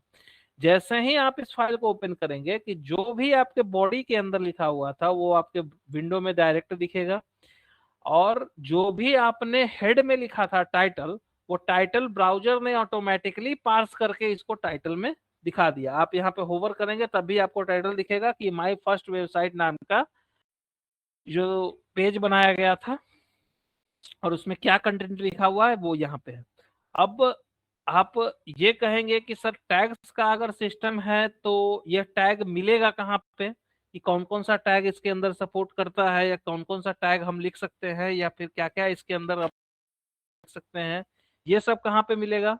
तो ये सब जो आपको मिलेगा ये आप इंटरनेट पे कहीं भी सर्च कर सकते हैं, इंटरनेट से आप निकाल सकते हैं। एक वेबसाइट मैं आपको रेकमेंड करता हूँ कि आप जाएं W3 स्कूल्स पे, W3 स्कूल्स HTML आप गूगल पे सर्च करें, इंटर करें, HTML ट्यूटोरियल W3 स्कूल्स पे जाएं। वहां पे जाके आप देखेंगे कि आपको HTML की पूरी जानकारी दी जाएगी, क्या है, कब बना, कैसे बना, कौन कौन से टैग इसमें उपलब्ध हैं, कैसे काम करते हैं। यहाँ तक कि एक सुविधा उन लोगों को भी दी जाएगी जिनके पास लैपटॉप या फिर डेस्कटॉप नहीं है। जिनके पास लैपटॉप या डेस्कटॉप नहीं है उनके लिए यहाँ पे, अब यदि मैं कोई भी इसमें एलिमेंट में चलूं, जैसे मैं बेसिक में ही चलता हूं, तो आप यहाँ पे नीचे स्क्रॉल करेंगे तो यहाँ पे एक बटन दिखेगा, ट्राई इट योर सेल्फ। जैसे ही आप इसको क्लिक करेंगे ये directly same as concept online text editor की तरह ये यहाँ पे आप इसको रन करा के देख सकते हैं। जो मैंने अभी आपको बताया जस्ट लाइक सिंटेक्स, यहाँ पे भी जो कोड मैंने आपको बताया अगर हम इसको कॉपी करें और इसमें पेस्ट करके रन कराएं, देखिए सेम टू सेम आपको जो आउटपुट आपके ब्राउजर में आ रहा है वही आउटपुट इसके विंडो में भी आ रहा है। तो W3 स्कूल्स में आपको ये एक बेनिफिट है कि आप अगर आप चाहें तो अपने मोबाइल से भी कोड रन करा के ये चेक कर सकते हैं कि HTML कोड कैसे रन करता है और इसको इसमें कौन कौन से एलिमेंट हम लिख सकते हैं। अब आप यहाँ पे देख रहे होंगे कि बहुत सारा अलग अलग एलिमेंट है, एट्रीब्यूट्स हैं, हेडिंग्स हैं, और भी बहुत सारी अलग अलग चीजें हैं। तो आप सबसे पहले कुछ एलिमेंट्स मैं आपको दिखा देता हूं। आप अपने VS कोड एडिटर में फिर से जाएंगे, वहां पे बॉडी के अंदर हमेशा एक चीज याद रखें कि कोई भी चीज जो आपको ब्राउजर के विंडो में शो करनी है वो बॉडी टैग के अंदर ही लिखा जाएगा, कोई भी चीज हो। जैसे यहाँ पे हेडिंग का एक टैग है H1, H1 हम लिखेंगे। यहाँ पे देख भी रहे होंगे कि जैसे ही मैंने H लिखा, H1 से लेके H6 तक अलग अलग टैग्स आ गए। H1 कहने का मतलब है कि यह हेडिंग 1 है, मतलब फर्स्ट लेवल का हेडिंग है।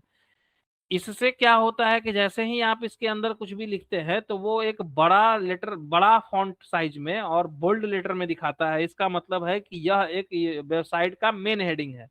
इसके बाद हेडिंग का अलग अलग लेवल है, मेन हेडिंग, उसके अंदर का हेडिंग, उसके अंदर का हेडिंग, उसके अंदर के लेवल, ऐसे 6 लेवल तक अलग अलग हेडिंग्स हैं। H1 जैसे ही आप यहाँ पे टैग स्टार्ट करेंगे H1 और इसके अंदर कुछ लिखेंगे हेडिंग 1। हेडिंग 1 के जैसे ही सेव करेंगे, यहाँ पे पेज रिफ्रेश करेंगे, आपको यहाँ पे दिख रहा होगा कि बोल्ड लेटर में हेडिंग 1 लिख के आया है। इसी तरह अलग अलग और भी टैग लिखेंगे। H1 के जगह अगर हम H2 लिखते हैं, हेडिंग 2।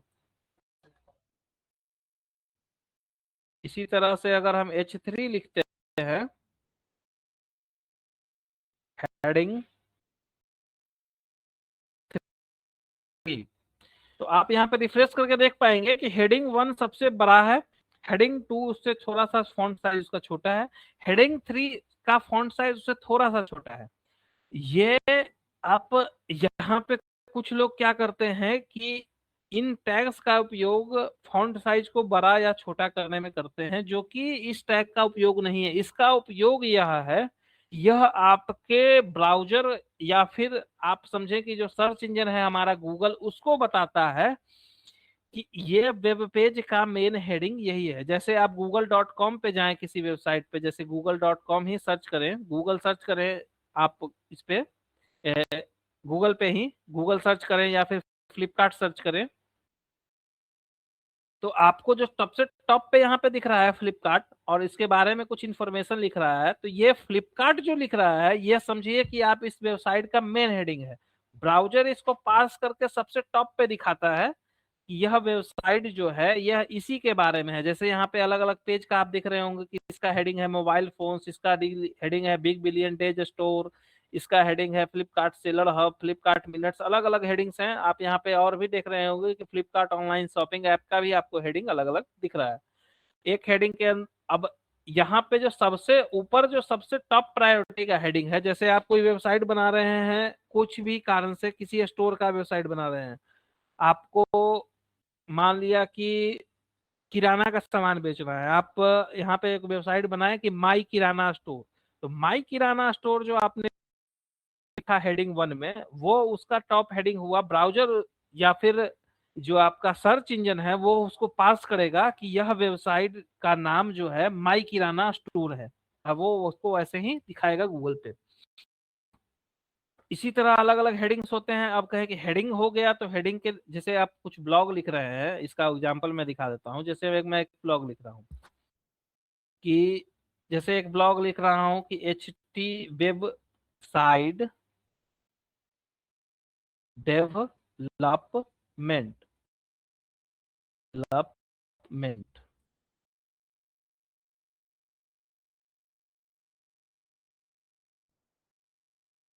वेबसाइट डेवलपमेंट नाम का एक हेडिंग मैंने दिया। अब इसके अंदर मुझे कुछ 2 4 10 लाइन टेक्स्ट लिखना है, तो उसके लिए जो है यह HTML आपको अलाउ करता है एक टैग जिसका नाम है पी। पी का मतलब होता है पैराग्राफ टैग। पैराग्राफ टैग कहने का मतलब है कि इसका काम है कि कोई भी आपको पैराग्राफ लिखना है वेबसाइट में, चाहे वो 10 लाइन का हो। आपने कोई न्यूज़पेपर में देखा होगा कि एक न्यूज़पेपर का मैं एक वो आपको दिखाता हूँ। हम्म, आप यहाँ पे देखें, जैसा कि आप यहाँ पे देखें, हम्म, यह इमेज थोड़ा सा छोटा है, अब इसको देखें।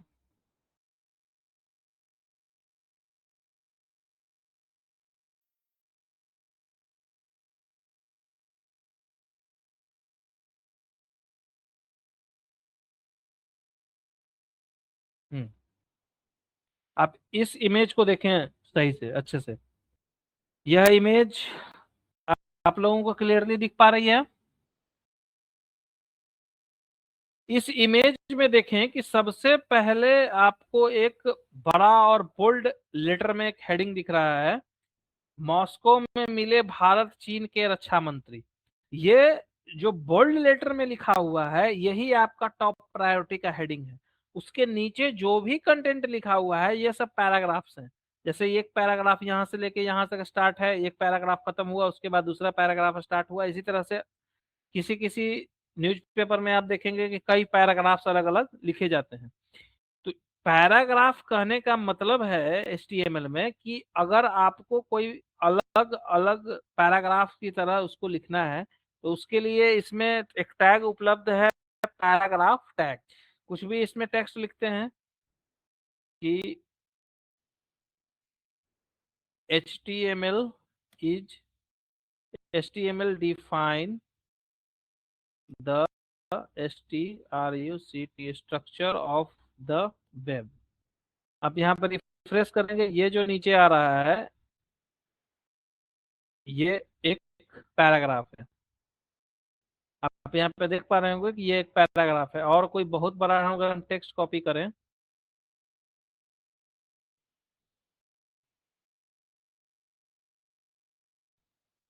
एक बहुत बड़ा हम डमी टेक्स्ट कॉपी करें, जैसे कि आप यहाँ पे देख पा रहे होंगे एक बड़ा सा पैराग्राफ लिखा हुआ है। अगर इसको कॉपी करके हम इसके अंदर लिख दें एक अलग पैराग्राफ में,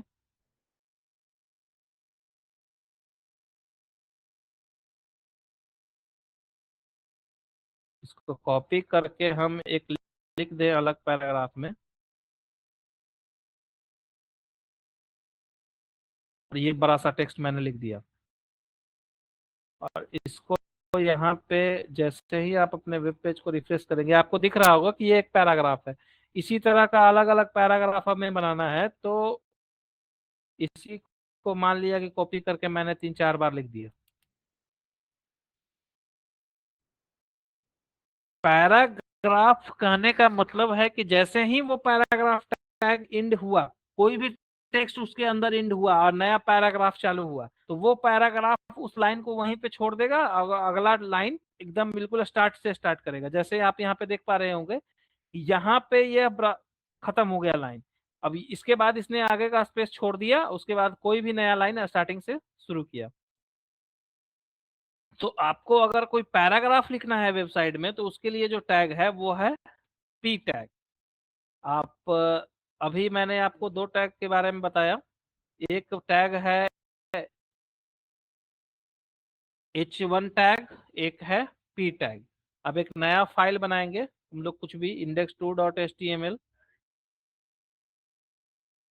सेम विजुअल स्टूडियो कोड में यूज करने का आपको एक बेनिफिट है कि आप जैसे ही शिफ्ट के साथ 1 दबाएंगे आपके सामने यह इनबिल्ट बना बनाया कोड आएगा।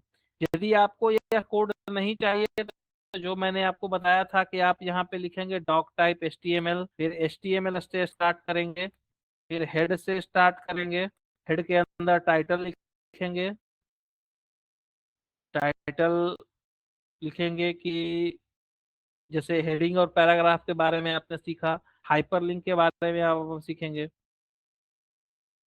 और उसके बाद बॉडी में लिखेंगे, बॉडी में फिर से H1 लिखेंगे, यहाँ पे लिखेंगे हाइपर लिंक। अब आपने अभी सीखा 2 टैग, पहला पैराग्राफ टैग, दूसरा हेडिंग टैग। अब ये पेज तो अभी, अब यहाँ पे एक चीज की आप लोगों को समस्या आएगी।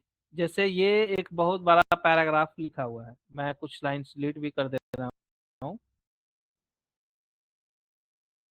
ये एक बहुत बड़ा पैराग्राफ आपको दिखा हुआ है, स्क्रीन पे दिख रहा है। अब समस्या यह है कि मान लिया कि मुझे यहाँ पे लिखा हुआ है स्टैंडर्ड डमी टेक्स्ट 1966, इसके बाद मुझे नए लाइन में चाहिए अगला टेक्स्ट। तो उसके लिए अगर मैं जाके यहाँ पे नया लाइन बना दूं तो वो, अगर मैं रिफ्रेश करूं तो नया लाइन में वो नहीं आता है, क्योंकि मैंने आपको बताया था कि HTML क्या करता है कि जितने भी एक्स्ट्रा स्पेसेस हैं सबको हटा देता है और सिर्फ एक स्पेस रखता है। तो उस स्पेसेस को हटाने के चक्कर में अगर आपने कोई नया लाइन भी दिया है वो उसको भी हटा देता है, तो कोई नया लाइन पार्स नहीं होता। यदि मैं बहुत सारा अगर नया लाइन इसमें बना दूं, आप यहाँ पे देख पा रहे हो कि हर एक वो टेक्स्ट नया लाइन से स्टार्ट हो रहा है, फिर भी ये वैसे के वैसे ही रेंडर होगा, बिल्कुल लाइन, आप एक लाइन के बाद दूसरा लाइन नहीं आएगा। तो इसके लिए HTML में एक टैग का यूज होता है, उस टैग का नाम है BR टैग। BR का मतलब है कि यहां से अब इसको ब्रेक कर दो। BR का मतलब ही है ब्रेक। अब यहाँ पे आप एक चीज ध्यान देंगे कि इस टैग का कोई क्लोजिंग टैग नहीं होता है, क्योंकि HTML में बहुत सारे ऐसे टैग्स होते हैं। आप यहाँ पे थोड़ा सा जूम कर दे रहा हूं मैं, देखेंगे यहाँ पे BR टैग का कोई भी क्लोजिंग टैग या फिर कुछ भी ऐसे कुछ टैग्स हैं जिनका की कोई क्लोजिंग टैग नहीं होता है, ये सेल्फ क्लोजिंग होते हैं। मतलब एक तरह से इनका समझें कि आपको इनके लिए कोई क्लोजिंग टैग की आवश्यकता नहीं होती है लिखने की। जैसे ही आप BR स्टार्ट लिखते हैं BR, वो ऑटोमेटिकली इफेक्ट में आता है और यहाँ से लाइन को ब्रेक कर देता है। जैसा कि आप देख रहे होंगे कि 1966 के बाद मुझे लाइन ब्रेक चाहिए था, मतलब नए लाइन में टेक्स्ट चाहिए था, वो ब्रेक करके नए लाइन में आ गया है। यहाँ से देख रहे होंगे 1966 के बाद भी आगे स्पेस है, फिर भी ब्रेक करके टेक्स्ट नए लाइन में आ गया है। क्यों? क्योंकि यहाँ पे BR टैग का यूज किया गया है। अगर BR टैग ना हो यहाँ पे, अगर फिर मैं इसको लिखूं तब वो फिर कंटिन्यू करेगा लाइन को। अगर मुझे ब्रेक चाहिए तो मैं यहाँ BR टैग लगाऊंगा और वो वहां से फिर ब्रेक कर देगा। अब मुझे रिक्वायरमेंट है कि यहाँ पे टेक्स्ट खत्म हो गया, इसके बाद एक लाइन आनी चाहिए। लाइन लाने के लिए भी एक टैग होता है, इसको बोलते हैं HR। HR का मतलब है हॉरिजेंटल रूल। मतलब जैसे ही आप इसको एक अप्लाई करेंगे, इसके नीचे एक लाइन आ जाएगा जो कि आपको सेपरेट करेगा कि ऊपर का कंटेंट अलग है, उसके नीचे का अलग है। मतलब एक सेपरेटर की तरह एक लाइन यहाँ पे दिखेगा आपको। इस टैग का नाम है HR।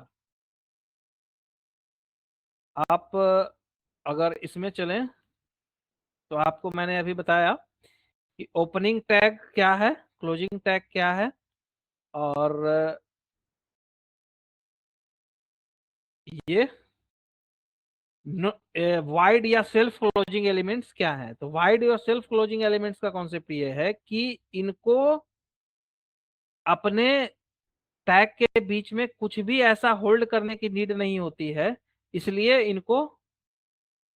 इनका कोई क्लोजिंग टैग भी नहीं होता है। जैसे हॉरिजेंटल रूल का आप एग्जांपल लें या फिर BR टैग का एग्जांपल लें, मतलब ब्रेक टैग का, इसको कोई भी एडिशनल इंफॉर्मेशन नहीं चाहिए। अगर ब्रेक करना है तो ये जस्ट एक फंक्शनैलिटी है, तो इसके लिए इसका कोई भी क्लोजिंग टैग नहीं है जिसके अंदर आप कुछ लिखें तो वो ब्रेक करे या फिर कुछ इस तरह का हो। कोई भी फंक्शनैलिटी इस तरह के टैग्स डायरेक्टली अप्लाई करते हैं। जैसे मैंने दिखाया आपको कि BR टैग जैसे अप्लाई किया तो वो फंक्शनैलिटी अपना ब्रेक कर दिया वहां से लाइन को, और HR जब अप्लाई किया तो वहां से सीधा एक हॉरिजॉन्टल रूल वो उसको दिखा दिया। फिर उसके बाद एक टैग है। अब टैग्स का सिस्टम तो आप समझ गए कि अलग अलग बहुत सारे अलग अलग टैग्स हैं अलग अलग काम के लिए। बटन के लिए एक टैग है, हॉरिजॉन्टल रूल के लिए एक टैग है, इमेज दिखाने के लिए एक टैग है, वीडियो दिखाने के लिए एक टैग है। हर काम के लिए HTML में एक टैग है। अब टैग्स का सिस्टम तो है ही, उसके अलावा क्या होता है कि मान लिया कि आपको कोई भी एडिशनल इंफॉर्मेशन किसी भी टैग को सप्लाई करना है, मतलब उसके बारे में कुछ और भी आपको जानकारी देनी है। तो जैसे कुछ टैग्स होते हैं उनको एडिशनल इंफॉर्मेशन की जानकारी होती है। जैसे मैं आपको अभी दिखा रहा हूँ स्क्रीन पे, एक मैंने पेज बना के रखा है, इसका नाम है हाइपरलिंक। हाइपरलिंक टेक्नोलॉजी क्या है कि वेबसाइट में सबसे पहले आप समझे कि वेबसाइट असली इसका उद्देश्य क्या है बनाने का। कोई भी वेबसाइट है जैसे google.com है या फिर flipkart.com है, flipkart.com पे ही मैं चलता हूँ। फ्लिपकार्ट पे मैं गया, अभी यहीं पे हूँ, गूगल पे ही फ्लिप रहता हूँ पहले। ये अभी वेबसाइट जो है ये google.com का है, यहाँ पे मैंने सर्च किया है फ्लिपकार्ट। तो अब google.com के वेबसाइट से मुझे flipkart.com के वेबसाइट पे जाना है, तो उसके लिए जो टेक्नोलॉजी होती है वो उसको बोलते हैं हाइपरलिंक। हाइपरलिंक टेक्नोलॉजी का काम यह है कि एक वेब पेज को दूसरे वेब पेज से कनेक्ट करना, चाहे वो सेम सर्वर पे हो या फिर अलग सर्वर पे हो, उसमें कोई मैटर नहीं करता। उसका बस काम यह है कि एक वेब पेज को दूसरे वेब पेज से कनेक्ट कर देना।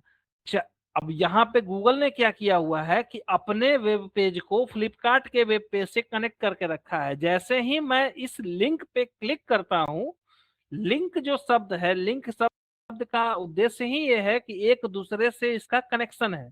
मतलब एक पेज से दूसरे पेज, दूसरे पेज से तीसरे पेज, तीसरे पेज से चौथे पेज से अलग अलग कनेक्शन बनाया हुआ है। आप जैसे ही उस पे क्लिक करेंगे, आप उस पेज से दूसरे पेज पे चले जाएंगे। यहाँ पे आप देख पा रहे होंगे कि फ्लिपकार्ट का एक लिंक है, मोबाइल फोन्स का एक लिंक है, यहाँ पे विकिपीडिया का भी लिंक है, और भी अलग अलग लिंक्स बनाए हुए हैं, यूट्यूब का भी लिंक है। तो जैसे ही आप उस पर क्लिक करेंगे, आप सीधा गूगल के वेब पेज से फ्लिपकार्ट के वेब पेज पे आ जाएंगे। और इसमें जितना भी चीज आपको दिख रहा है, लगभग लगभग सब एक लिंक है, एज ए लिंक बनाया हुआ है। चाहे आप जो भी मोबाइल फोन्स की फोटोज देख रहे हैं या फिर कुछ भी देख रहे हैं, सबका सब एक लिंक है। इसका और एक एग्जांपल आप चलें विकिपीडिया के वेबसाइट पे। जैसे ही मैंने गूगल में सर्च किया विकिपीडिया, विकिपीडिया के जैसे ही सर्च किया, गूगल ने सबसे पहले विकिपीडिया का वेब पेज उठा के और अपने वेब पेज से लिंक करके सबसे टॉप में दिखाया कि यह विकिपीडिया का लिंक है, आप इस पे क्लिक करें और विकिपीडिया के वेब पेज पे जाएं। जैसे ही मैं इस लिंक पे क्लिक करता हूं, मैं गूगल के वेब पेज से विकिपीडिया के वेब पेज पे कनेक्ट हो जाता हूं। आप अपने वेबसाइट जो अभी आप बना रहे हैं, इसमें भी आप सेम काम कर सकते हैं कि आप अपने वेबसाइट से गूगल का वेबसाइट कनेक्ट कर सकते हैं, या फिर कोई और वेबसाइट कनेक्ट कर सकते हैं, आप अपना पेज भी कनेक्ट कर सकते हैं।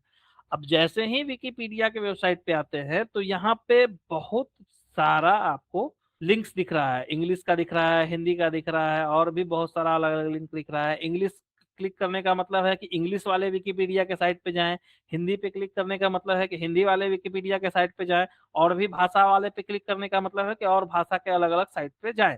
और भी आप अगर स्क्रॉल करेंगे नीचे, तो अलग अलग यहाँ पे अलग अलग और भी लिंक्स बनाए हुए हैं। तो लिंक का एक ही मेन उद्देश्य है। अगर आप चलें W3 स्कूल्स पे भी, यहाँ पे आप जाएंगे तो सबसे पहले वो आपको दिखाएगा लिंक्स। चलिए लिंक्स पे।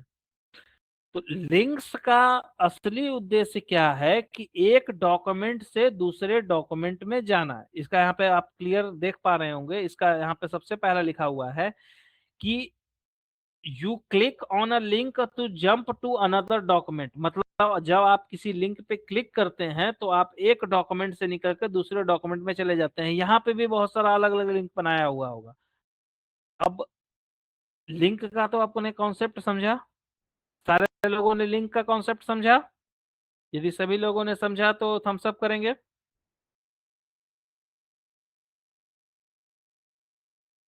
यदि नहीं समझ में आया तो मैं फिर से बताता हूं। समझा आप लोगों ने?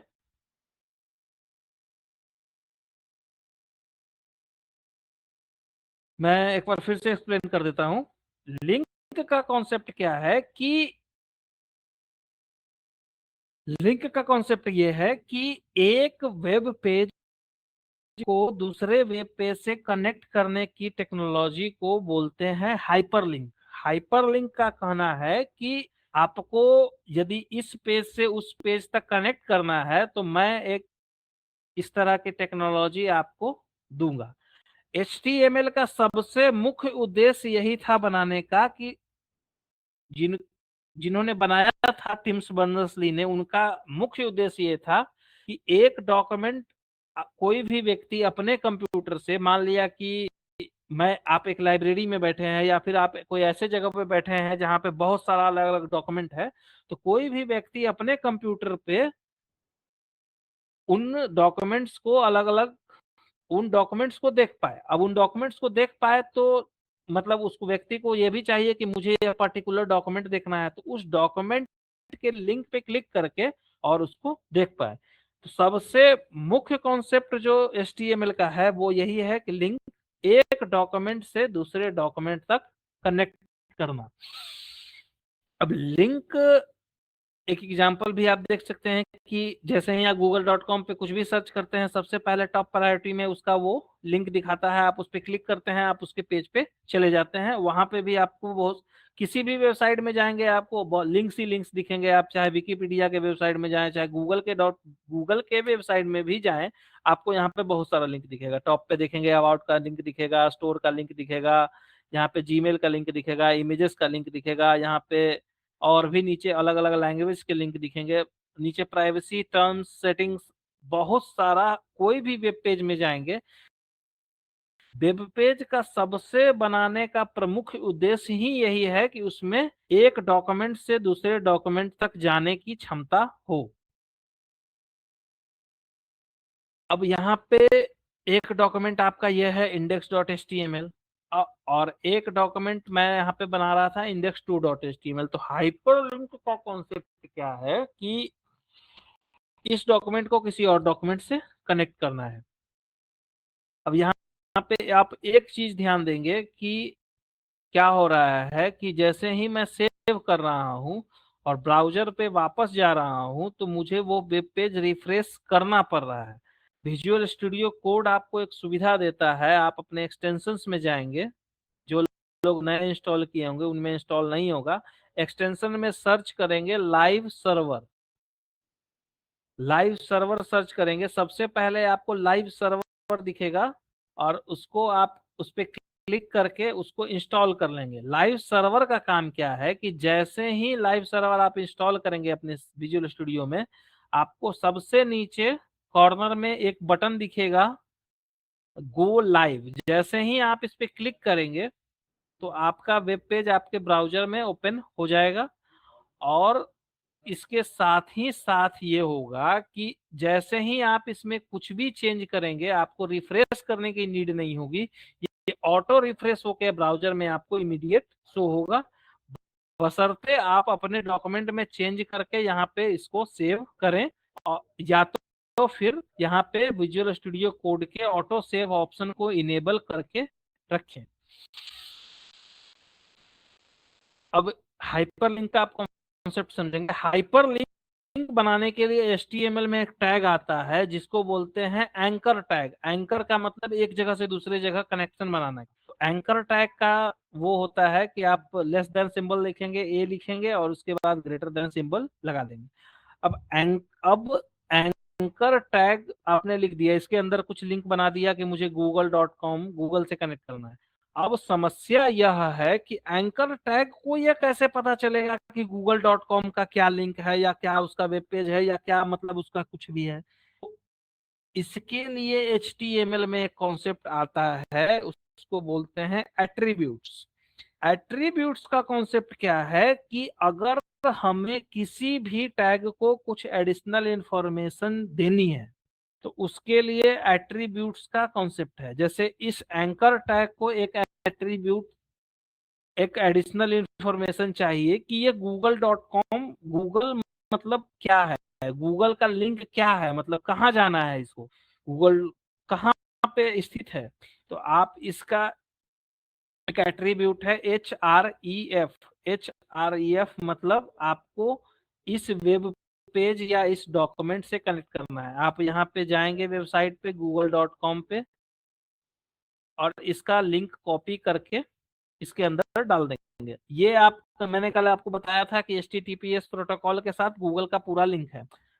अब जैसे ही आप इस डॉक्यूमेंट को यहाँ पे रिफ्रेश करेंगे, आपको सेम टू सेम जैसे गूगल के वेब पेज पे शो होता है उसी तरह का एक लिंक यहाँ पे भी शो हो रहा है।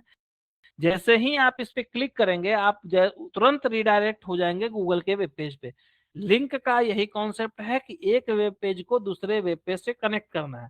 और यहाँ पे जो HREF आप देख रहे हैं, जो कि विजुअल स्टूडियो कोड ने रेड कलर से इंडिकेट किया है, HREF यह एक एट्रीब्यूट है। एट्रीब्यूट मतलब HREF यहाँ पे जो आप देख रहे हैं, यह एक एट्रीब्यूट है। एट्रीब्यूट कहने का मतलब है कि यह किसी भी टैग को एडिशनल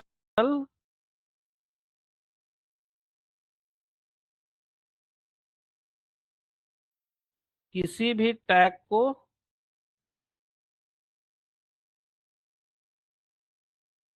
कोई भी एक्स्ट्रा जानकारी अगर उसको चाहिए तो वो देता है एट्रीब्यूट।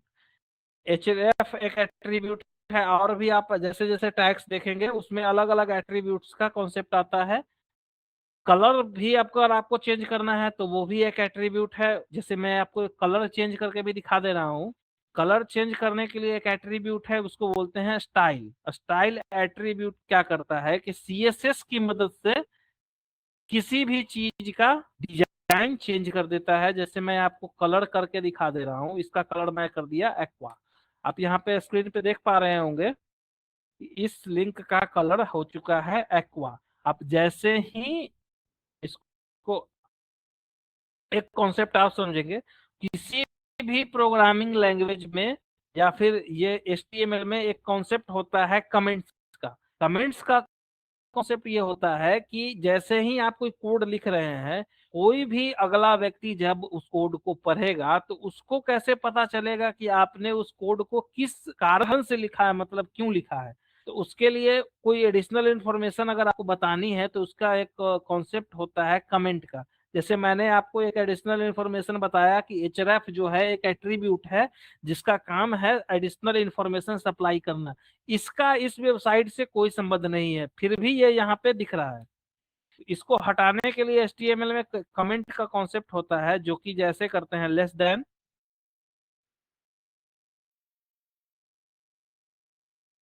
आप पे देख पा रहे होंगे इस पे लेस देन, एक्सक्लेमेशन मार्क और डबल डैश, ये कमेंट स्टार्ट हुआ। और जैसे ही आप लास्ट में क्या करेंगे, डबल डैश और ग्रेटर देन, यहां से यहां तक का लाइन जो है ये अब कमेंट हो चुका है। कमेंट हो चुका है मतलब यह ब्राउजर पे रेंडर नहीं होगा। आप यहाँ पे देख भी पा रहे हो। आप जब डॉक्यूमेंट को देखेंगे तब आपको दिखेगा कि यह इस तरह का यहाँ पे एक कमेंट लिखा हुआ है, जो कि यह बता रहा है कि href एक एट्रीब्यूट है जो कि इसका काम है कुछ एडिशनल इंफॉर्मेशन सप्लाई करना। अब आप कहेंगे कि ये तो दूसरे के वेबसाइट से लिंक हुआ कि मैंने google.com से एक लिंक कनेक्ट कर दिया। आप अपने वेबसाइट से भी लिंक कनेक्ट कर सकते हैं। आप ए लिखेंगे, href लिखेंगे और अपने वेब पेज का नाम देंगे। जैसे मैं अपने वेब पेज में जब मैंने बनाया index.html, उसका नाम दिया, यहाँ पे लिख दिया इंडेक्स पेज। और यहाँ पे चूंकि लिंक को अलग अलग दिखाना है तो br टैग भी मैंने लगा दिया इसमें। जैसे ही रिफ्रेश करूंगा आप यहाँ पे देख पा रहे हैं, एक और स्पेस चाहिए तो फिर से एक और br दूंगा। गूगल का अलग लिंक हो गया, इंडेक्स पेज का अलग हो गया। जैसे ही मैं क्लिक करूंगा मैं अपने वापस पहले वाले पेज जो मैंने बनाया था उससे कनेक्ट हो गया। तो अलग अलग वेबसाइट्स क्या करते हैं कि जब उनको जैसी रिक्वायरमेंट है अपने ही पेज से कनेक्ट करने की या फिर किसी दूसरे एडिशनल पेज से कनेक्ट करने की, वो उस अनुसार लिंक्स का यूज करते हैं। लिंक्स को पहचानने का एक तरीका है कि जैसे ही आप उस पर माउस लेके जाते हैं, आपका ब्राउजर इंडिकेट करता है कि यह इस वेबसाइट पे, आप जब आप इस पे क्लिक करेंगे तो आप इस वेबसाइट पे जाएंगे। आप नीचे जाएंगे तो आप देखेंगे कि जब आप इस पे क्लिक करेंगे तो आप इस वेबसाइट पे जाएंगे। आप किसी भी लिंक पे माउस ले जाके आप चेक कर सकते हैं। जैसे जीमेल पे मैंने होवर किया तो यहाँ पे आप नीचे देख सकते हैं कॉर्नर में कि ये बता रहा है कि आप अभी यहाँ पे क्लिक करेंगे तो mail.google.com पे जाएंगे। अब अगर मैं यहाँ पे क्लिक करूँ तो mail.google.com पे जाऊंगा, इसमें कोई वो नहीं है। तो ये कॉन्सेप्ट है लिंक्स का और ये कॉन्सेप्ट है एट्रीब्यूट्स का। और भी इसी तरह के अलग अलग टैग्स होते हैं। एक मैंने आपको ये भी दिखा दिया कि ये आपका कलर स्टाइलिंग का क्या कॉन्सेप्ट है।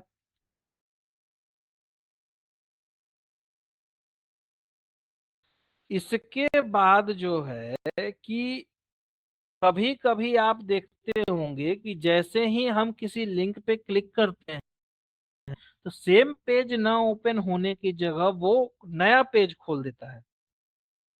नया पेज खोलने का मतलब है कि वो नए टैब में उसको ओपन कर देता है। तो उसके लिए भी हमें एंकर टैग को बताना होता है कि इसको सेम पेज में ओपन ना करके किसी दूसरे पेज में ओपन करो। यदि वो हम उसे नहीं बताएं एट्रीब्यूट्स के थ्रू, तो जो बाय डिफॉल्ट बिहेवियर है उसका, वो उसी को फॉलो करेगा। जैसे H1 में मैंने स्टाइल टैग अगर नहीं लगाया है, इसको हटा दिया, तो आप यहाँ पे देखेंगे कि इसका बाय डिफॉल्ट बिहेवियर है कि इसका कलर ब्लैक होगा। तो बाय डिफॉल्ट बिहेवियर के अनुसार इसका कलर ब्लैक है। यदि मैंने इसको एडिशनल इंफॉर्मेशन दिया कि नहीं तुम अपना कलर जो है ब्लैक नहीं रेड कर लो, तो जैसे ही मैंने इसको एडिशनल इंफॉर्मेशन दिया कि अपना कलर ब्लैक नहीं रेड कर लो, तो इसने अपना कलर, ब्राउजर ने समझा उसको और उसका कलर रेड कर दिया। आप इसको राइट क्लिक करके इंस्पेक्ट करके भी चेक कर सकते हैं। आप यहाँ पे जैसे ही इस पे होवर करेंगे हाइपरलिंक पे, आपको दिखेगा कि इसका एक स्टाइल लगा हुआ है, colour is equal to red, आप यहाँ पे देख पाएंगे। और यहाँ पे ये भी देख पाएंगे अलग जो भी डॉक्यूमेंट लिखा है आपने, सेम टू सेम डॉक्यूमेंट यहाँ पे आपको दिख रहा है, जो स्टाइल में लिखा है आपने सेम टू सेम स्टाइल दिखेगा यहाँ पे। अब एडिशनल इंफॉर्मेशन सप्लाई करनी है, मान लिया कि आपको एंकर टैग को कि नहीं मुझे इस पेज में नहीं किसी दूसरे नए विंडो में ओपन करके दो या नए टैब में ओपन करके दो, तो उसके लिए एक एट्रीब्यूट होता है जिसका नाम है टारगेट। टारगेट का मतलब, टारगेट एट्रीब्यूट क्या करता है, यह इंफॉर्मेशन रखता है कि खुद के विंडो में ओपन होगी या फिर कोई एडिशनल विंडो में होगी। यहाँ पे आप देख रहे होंगे कि इसका एक वैल्यू है सेल्फ। सेल्फ जो है इसका बाय डिफॉल्ट वैल्यू है। जैसे ही गूगल पे लिंक पे क्लिक करेंगे, या सेम टू सेम जिस विंडो में हम हैं उसी विंडो में यह ओपन करेगा।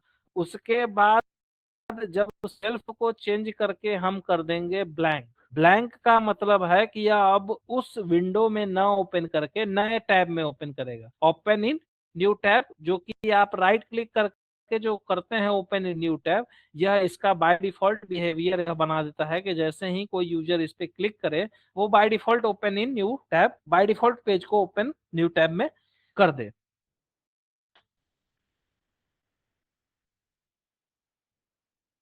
आप लोगों ने समझा इसको? आप लोगों को समझ में आ रहा है? यदि समझ में आ रहा है तो थम्स अप करेंगे, यदि समझ में नहीं आ रहा तो थम्स डाउन करेंगे।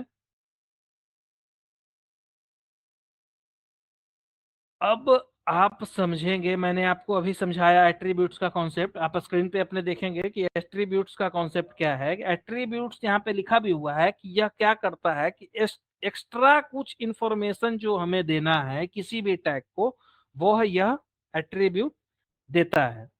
इसका यही काम है। जैसे आप यहाँ पे, मैंने अभी आपको एग्जांपल में दिखाया कि एंकर टैग को अगर मान लिया कि एक्स्ट्रा इंफॉर्मेशन देनी है कि मुझे इस वेबसाइट से कनेक्ट करना है, तो href एक एट्रीब्यूट है जिसके थ्रू ये एक्स्ट्रा इंफॉर्मेशन दी जाएगी।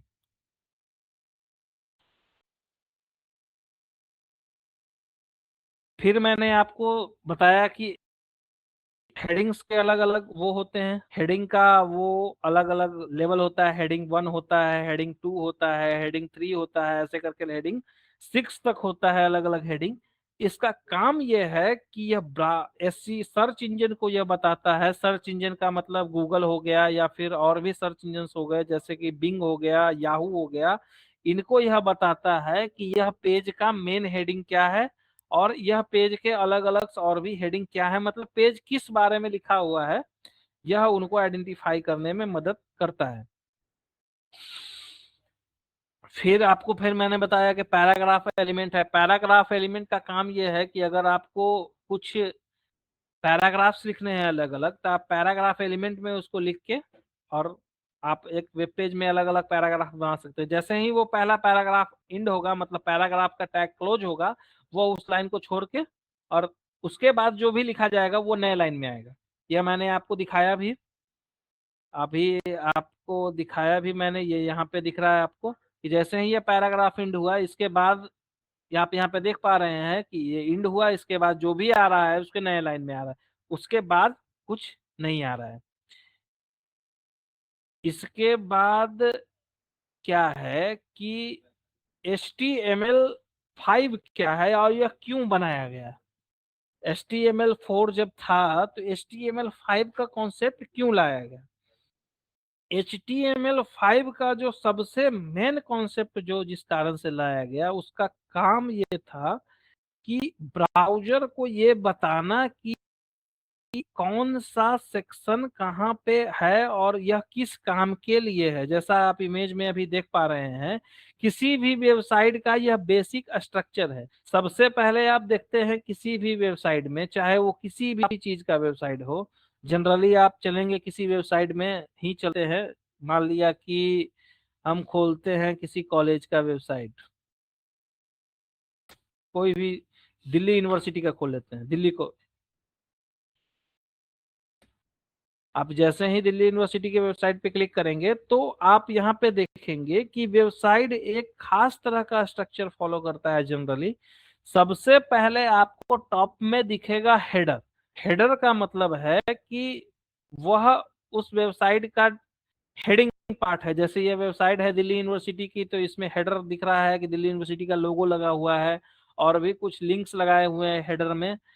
तो सबसे ऊपर आपको दिखता है हेडर और सबसे नीचे दिखता है फुटर। फुटर जो है ये बॉटम में है, इसका नाम ही है फुटर, तो ये बॉटम में आता है, जिसमें जनरली आप देखते होंगे कि बहुत सारा अलग अलग लिंक्स लगाया होता है। कॉपीराइट सेक्शन होता है, यह बताता है कि यह वेबसाइट किसकी कॉपीराइटेड है, और भी कुछ एडिशनल इंफॉर्मेशन फुटर में दी जाती है। आप यहाँ पे देख भी पा रहे होंगे कि कॉपीराइट रजिस्टर्ड ऐसा करके कुछ लिखा हुआ है।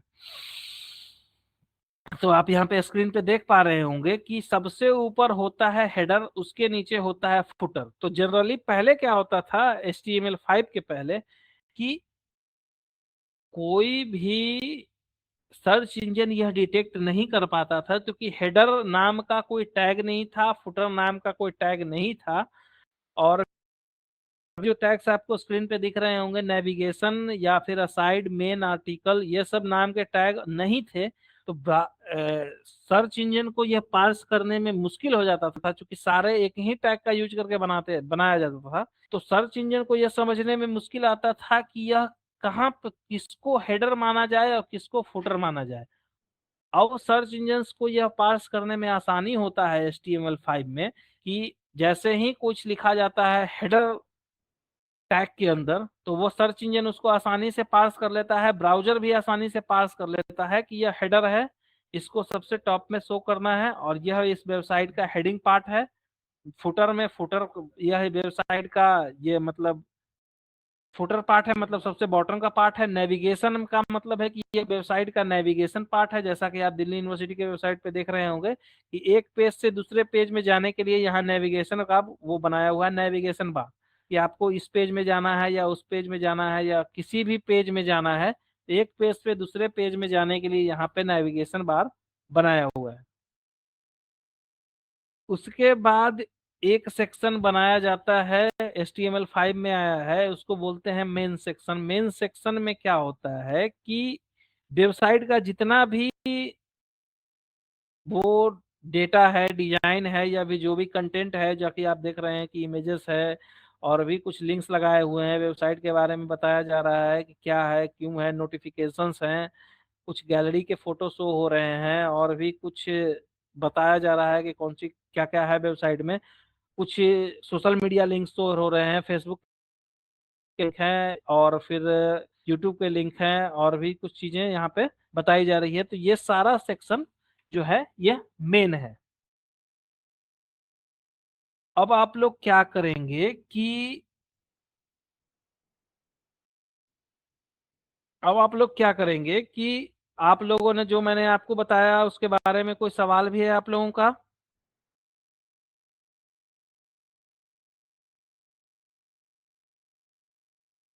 कोई सवाल भी है आप लोगों का? समझ में आ रहा है आप लोगों को?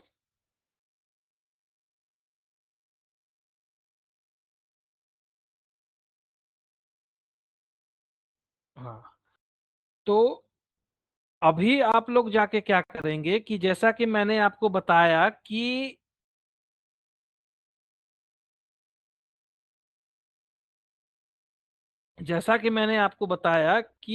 अब आप लोग क्या करेंगे कि सबसे पहले जो मैंने आपको बताया कि आप विजुअल स्टूडियो कोड के बारे में बताया,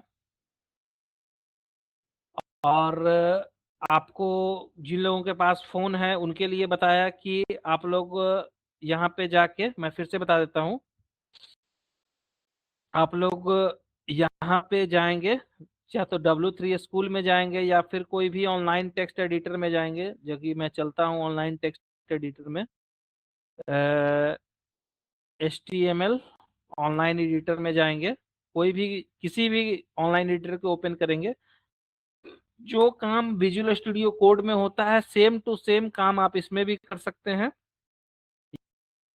यहाँ पे आप लिखेंगे डॉक टाइप HTML, यहाँ पे आप लिखेंगे HTML, यहाँ पे लिखेंगे हेड, यहाँ पे कुछ टाइटल देंगे, यहाँ पे फिर लिखेंगे टाइटल, यहाँ पे कुछ टाइटल देंगे माय फर्स्ट वेबसाइट, या फिर जो भी कोड मैंने आपको लिखा अगर मैं सेम टू सेम यहाँ पे कॉपी करके पेस्ट कर दूं तो आप यहाँ पे देखेंगे अगर मैं रन करूं तो सेम टू सेम जैसा विजुअल स्टूडियो कोड में काम कर रहा था सेम टू सेम आपको यहाँ पे भी ऑनलाइन भी काम वो करेगा।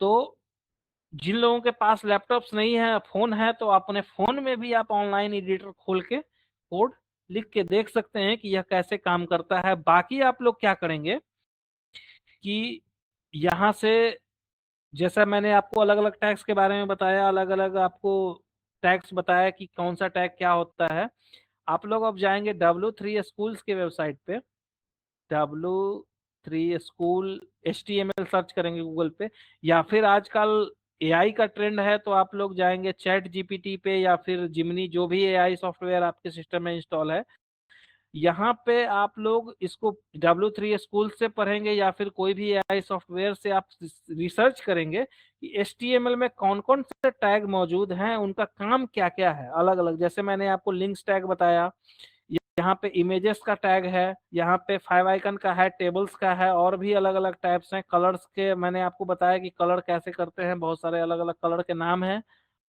हेडिंग के बारे में मैंने आपको बताया, हेडिंग जैसे देखना है मैंने आपको बताया कि हेडिंग 1 से लेके 5 तक होता है। यहाँ पे सारे चीजों का आपको इंफॉर्मेशन आपको देगा। आप यहाँ पे जाएं, खुद से भी रिसर्च करें, क्योंकि ये जो वेब डेवलपमेंट का पार्ट है ये रिसर्च का पार्ट है। अलग अलग चीजों के बारे में रिसर्च करना है, रिसर्च करके फिर इसको यूज करके एक वेब पेज डिजाइन किया जाता है। जैसे आप यहाँ पे एग्जांपल में देख भी रहे होंगे कि दिल्ली यूनिवर्सिटी का वेब पेज है, तो इसमें बहुत सारा इंफॉर्मेशन कहीं अलग अलग जगह से कलेक्ट करके फिर दिखाया गया है। उसी तरह जब भी कोई वेब पेज बनाया जाता है तो अलग अलग इंफॉर्मेशन कलेक्ट किया जाता है, फिर उसको कैसे दिखाना है उसके बारे में जाके रिसर्च करना होता है कि इस इंफॉर्मेशन को दिखाने के लिए क्या HTML में कोई टैग मौजूद है। जैसे कोई इमेज दिखाने के लिए टैग मौजूद है, कोई टेबल दिखाने के लिए टैग मौजूद है। तो जनरली HTML में लगभग लगभग हर चीज करने का टैग मौजूद होता है। HTML करने, टेबल बनाने का टैग मौजूद होता है, लिस्ट बनाने का होता है, और भी अलग अलग चीजें होती हैं। आप लोग क्या करेंगे कि अपने अपने मोबाइल या फिर लैपटॉप में जाएंगे, नेट पे सर्च करेंगे कि HTML का कौन कौन सा टैग होता है, कौन कौन सा टैग किस काम में आता है, उसको नोट करेंगे। नोट करेंगे उसके बाद मैंने आपको सिखाया ही कि विजुअल स्टूडियो कोड कैसे डाउनलोड होता है, उसको डाउनलोड करेंगे। डाउनलोड करने के बाद जो है आप उस विजुअल स्टूडियो कोड में उसको चला के कोड देखेंगे। यदि कोई भी समस्या आती है फिर मैं कल क्लास में आऊंगा, आप मेरे को बताएंगे कि ये समस्या मेरे को आ रही थी, मैं आपको फिर वो दिखाऊंगा कि वो चीज कैसे होती है, कैसे काम करती है। आप लोग खुद से आज जो मैंने बताया वो भी ट्राई करेंगे कि कैसे HTML पेज बनाया जाता है, कैसे उसको चलाया जाता है। जिन लोगों के पास लैपटॉप है वो लैपटॉप में ट्राई करेंगे। जिन लोगों के पास लैपटॉप है, मतलब डेस्कटॉप कंप्यूटर मौजूद है, वो लोग विजुअल स्टूडियो कोड में ही ट्राई करेंगे, वो ज्यादा बेटर होगा ऑनलाइन एडिटर के तुलना में, क्योंकि आपको कुछ ऐसा इंफॉर्मेशन भी दिखेगा जैसे कि इंस्पेक्ट एलिमेंट करके भी आप चेक कर पाएंगे कि ये जो मैंने कोड लिखा वो सही तो सही ब्राउजर में पार्स हुआ या नहीं। वो चीजें आप ऑनलाइन एडिटर में चेक नहीं कर पाएंगे। तो कुछ चीजें जिनके पास लैपटॉप है उनके पास एडवांटेज है, और जिनके पास नहीं है वो भी चेक कर सकते हैं कि HTML काम कैसे करता है। यदि आप W3 स्कूल से पढ़ रहे हैं तो मैंने आपको बताया है कि यहाँ पे ऑप्शन होता है ट्राई इट और सिर्फ का, आप जब क्लिक करेंगे तो आप इमीडिएट उसको ओपन करके भी चेक कर पाएंगे। और आज जो मैंने आपको बताया आप लोगों को समझ में आया?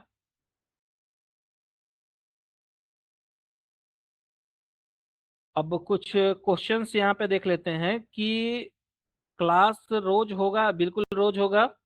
और वेबसाइट में नेविगेशन बार का क्या कॉन्सेप्ट है, और क्लास रनिंग के टाइम नेटवर्क इशू आ रहा था। हाँ, क्लास रनिंग के टाइम थोड़ा सा नेटवर्क इशू आ रहा था, आप जैसे ही क्लास ज्वाइन करते हैं आपका अटेंडेंस बन जाता है, तो कोई उसमें इशू की बात नहीं है।